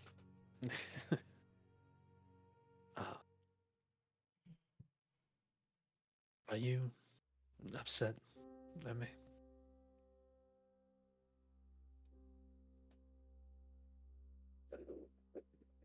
I think my first initial reaction when I saw you, probably. But I took the time to really think about what I was really upset for. I think I'm more so mad at myself for not being there to at least help you. I mean, your eye. If. I don't know. Yeah, I was kind of asking for that when I stabbed him. It is, but don't beat yourself up over it. I didn't want you to be there purely because I knew how Strahd and I get along. I knew it was probably going to happen, and he he wanted my soul or the piece of it. If you were there, he would have just tried to take yours too.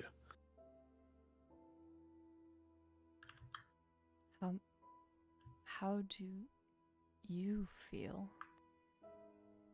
Do you feel like he did take a part of your soul?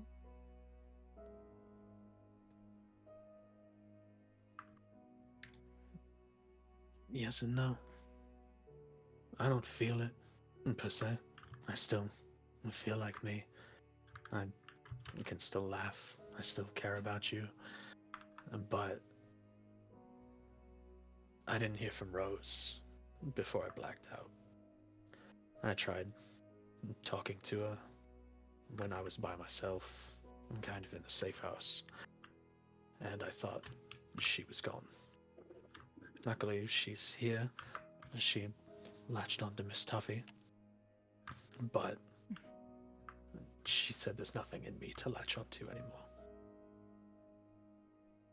So I'm still me, but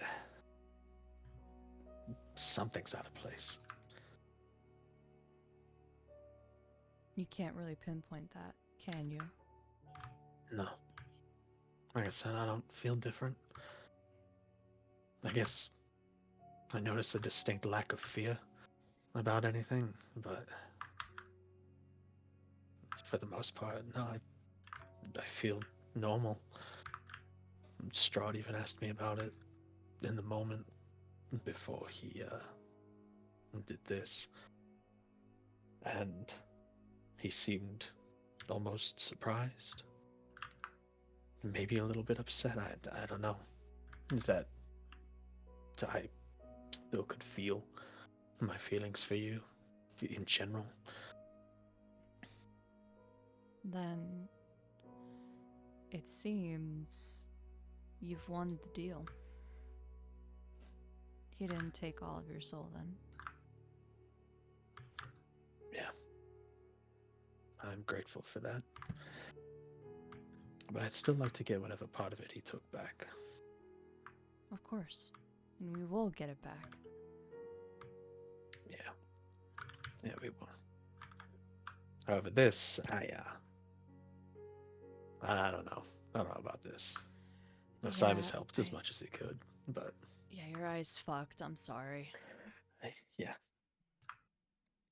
Well, You'd be cool with an eye patch, though. I'll consider it when we get back to the Swords Coast. You can get a nice leather one. Maybe in Put black, it- too. Something to match. Oh yeah, you know me in black. It's perfect. The great color. Yeah. But know. It's a bummer I can't look at you with both eyes anymore. But I at least still got one. Well, I haven't been an artist, but in hearing passing conversations, that when you look at a still image with one eye only, you can truly see every detail. Maybe in one dimension, but it's still everything. So maybe it's not too bad. I like that. Yeah, so, I don't know. It's not too bad. Yeah. We do have to talk about the elephant in the room. You kissed Strahd. Ah, yeah, Yeah. I did. God, it was so fucking stupid. Yeah. The idea was everything was going crazy at the time. It's like he really wanted it to fail. Hmm. Before that event happens, though, he said his vows to me and his promises. I couldn't read into it, but from an outside perspective, it sounded genuine, like someone in love.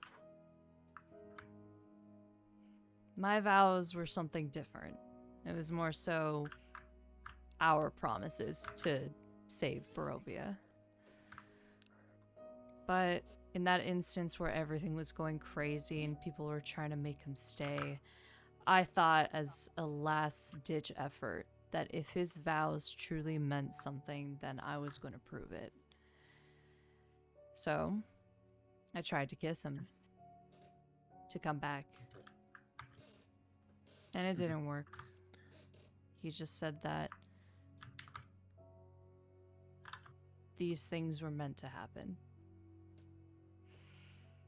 And yeah.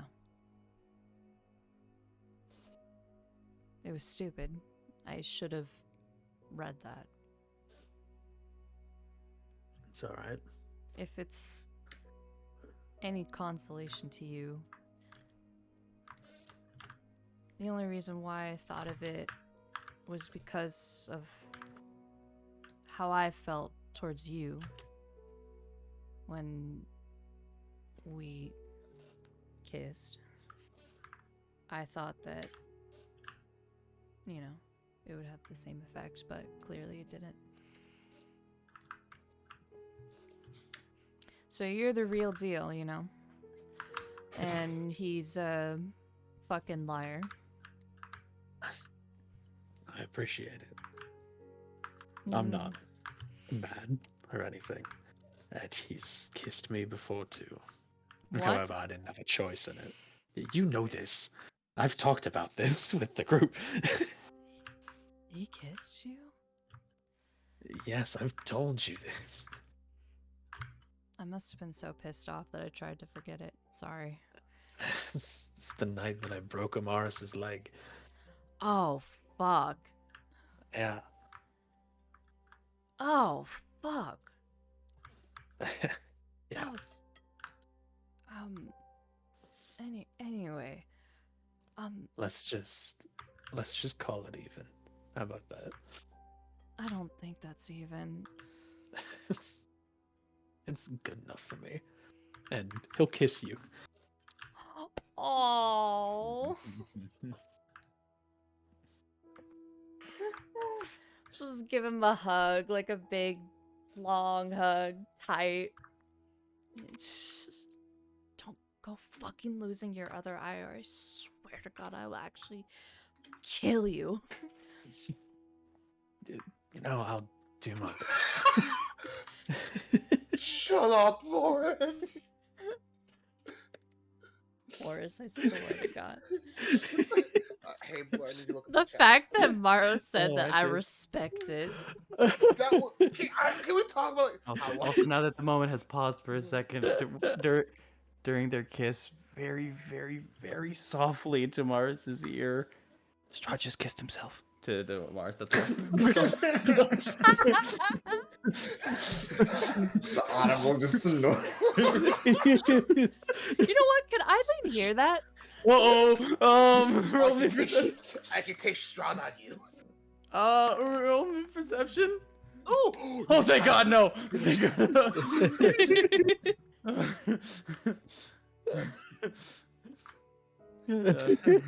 Continue on. Just go No, look that's back. it. That's it. Just go look back on Ismark. You just kind of like hit him in the chest at that point. That's fucking is, Mark. I swear to God. I love it, but I hate him.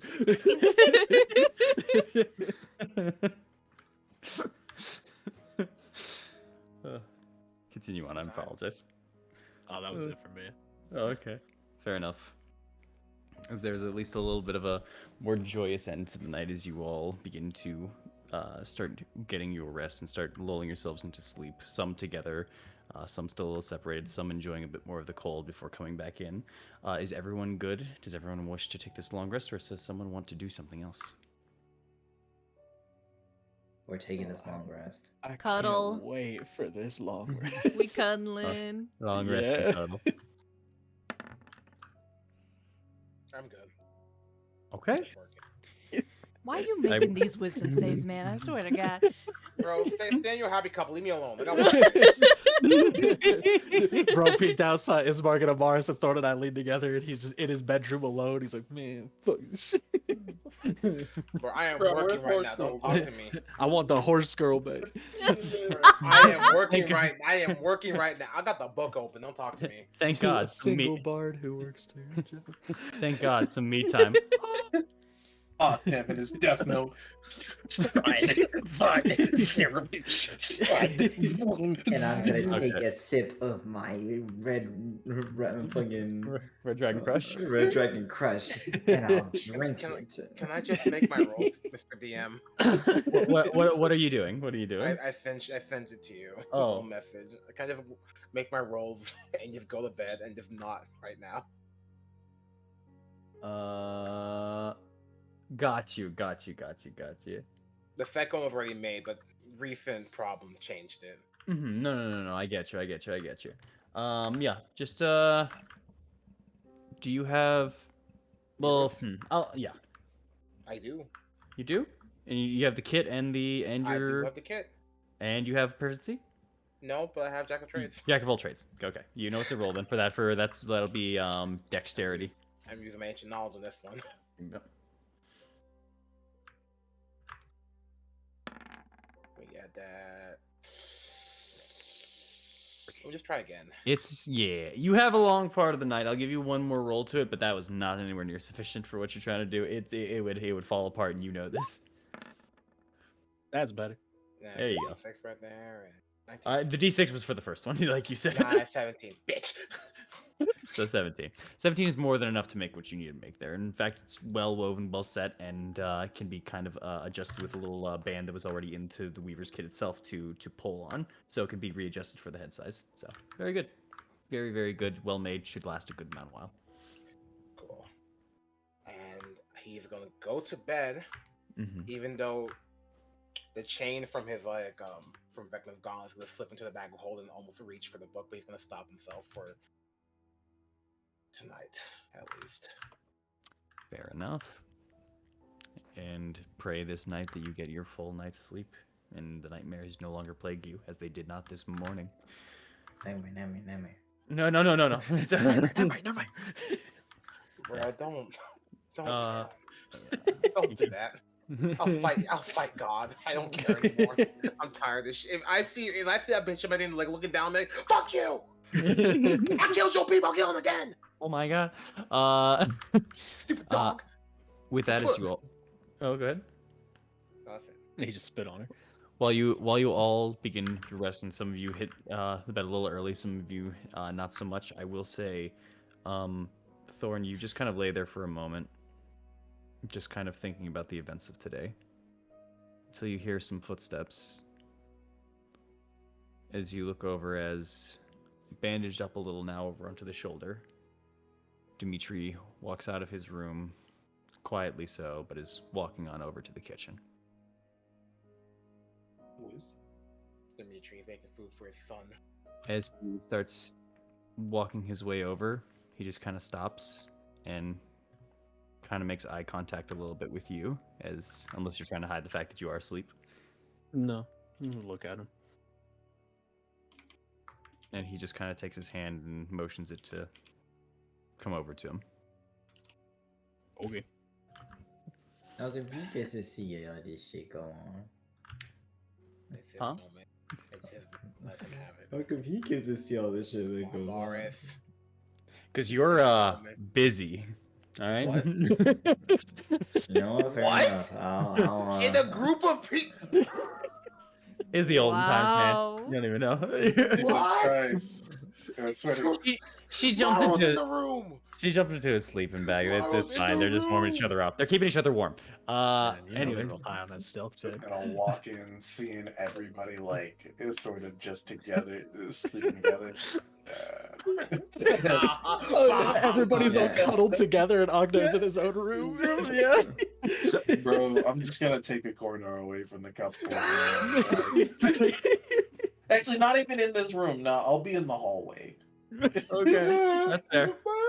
In the hallway in front of Octave's room, in between My Octave man, and Elias. No, I can't be there. I can't be there. No, you gotta be just like in the hallway, right? in That's front the of only stairs. hallway.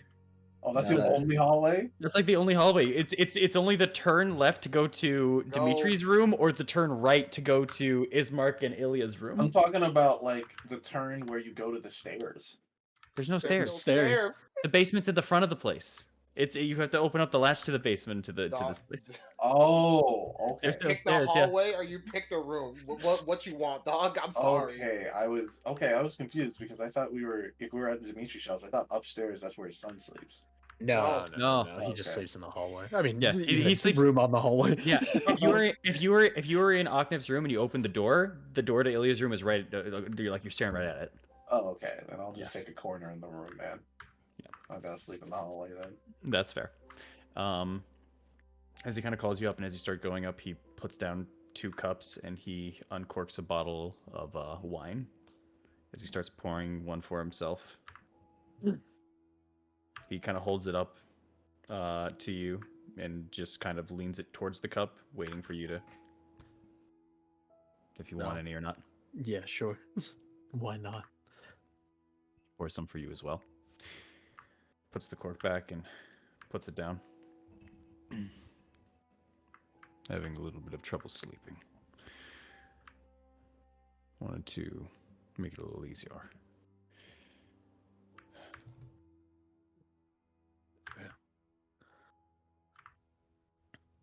It's a long day. It has been. And I don't think it's going to get quicker anytime soon. No.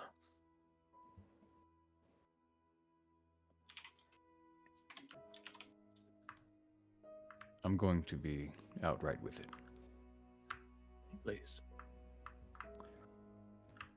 What you did today, the lives you decided were worth giving.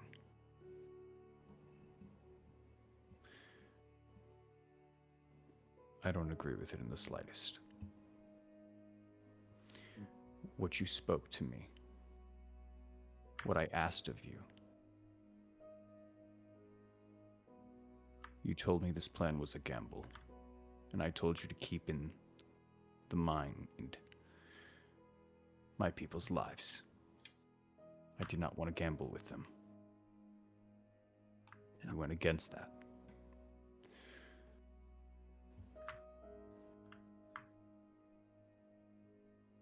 But I'm not going to stand here and pretend like I know everything that goes on with your group and your dealings with Strahd.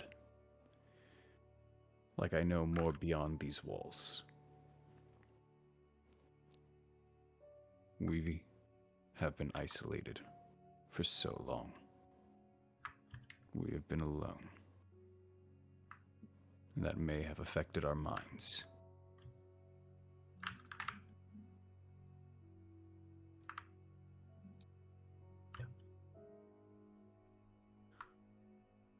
I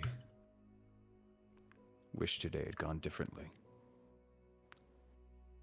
And whether or not I stand with you in the future.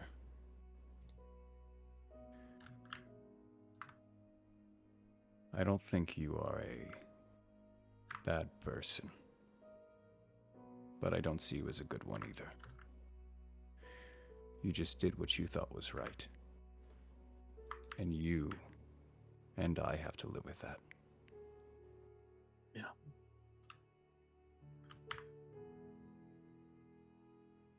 It's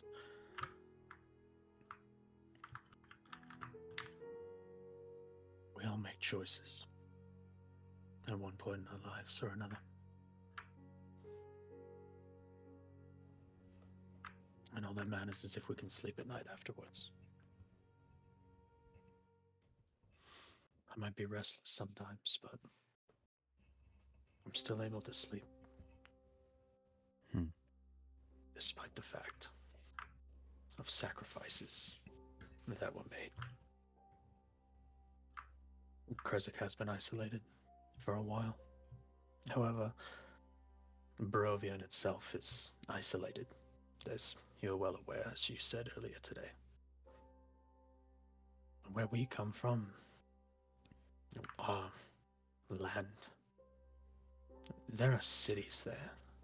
Cities that have more people than the entirety of Barovia. Strahd wants to get out and affect on a scale of that. I made a decision that I believed was in the best option and the best interest of as many people as I could possibly figure out. You sacrificed the lives of my people for people that we may never meet. Exactly. And because they were people that I've met.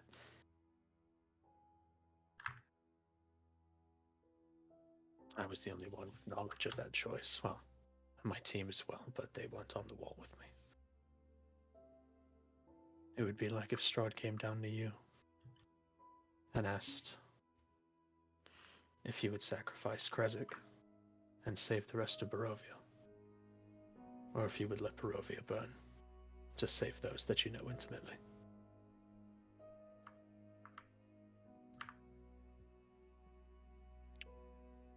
No That matter answer how high might- the walls are, it doesn't change the effects that it has on anybody else.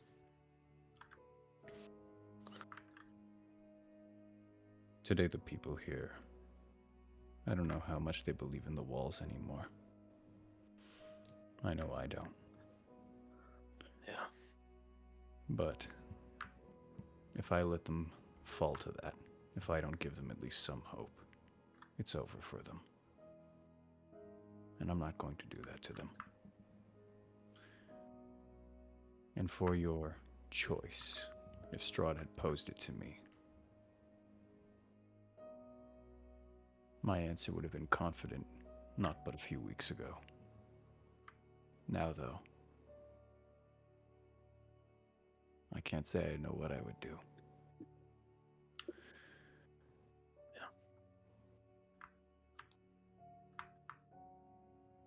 There was no right or wrong choice. He takes a swig of the wine.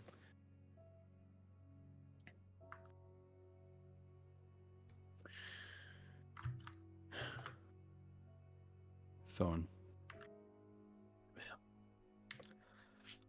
I really hope you never have to become a leader one day. Not because I think you'd be a bad one, but it's because you have the stomach for it.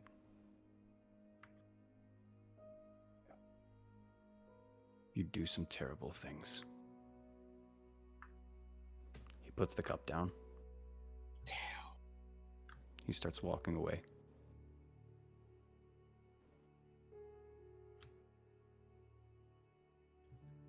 Thorn just kind of sits there for a second and like just watches him leave. And he drinks down the rest of his wine and just kind of quietly says, "Yeah. Yeah, it would." He's gonna go back to Eileen and hold her a little bit tighter than he was Alright. before. All right. Aww. As you all head into the night after today's events, after the restless morning that some had, after the wedding that had occurred, after the death of an abbot, after the slaughter of the Bellevues, after the stopping of a storm, after the confrontation with the town, you all take a very tiring but much deserved slumber that goes interrupted. And as you all wake into the morning, we're going to end session there. And it got interrupted. Interrupted? Uninterrupted. I said Oh uninterrupted. no, yeah, it No, came through as it goes yeah. interrupted, and then you Oh. wake up in the morning. Oh, no, uninterrupted. Okay. Sorry. Okay, thank God. I didn't mean to panic you guys last second. Ooh, that would have been funny. And you wake up and there's a bomb. No, I was kidding. So it's like, and you wake up and Ilya's hovering over Amaris' body. with a Stab.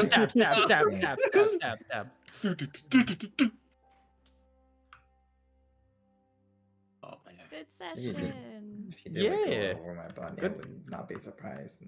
Good session, y'all. Yeah, honestly. Good session, y'all. That was a lot of talking and a lot of somberness. I kind of loved it and was like the whole time. Yeah. Great.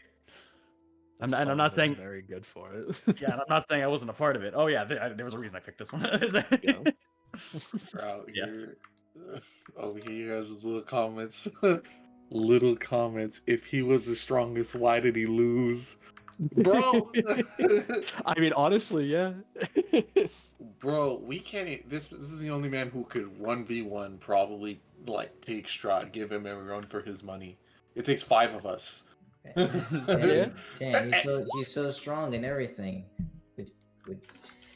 Would you lose? Nah, I'd win. Oh, wait a second. I just read a message. I do apologize.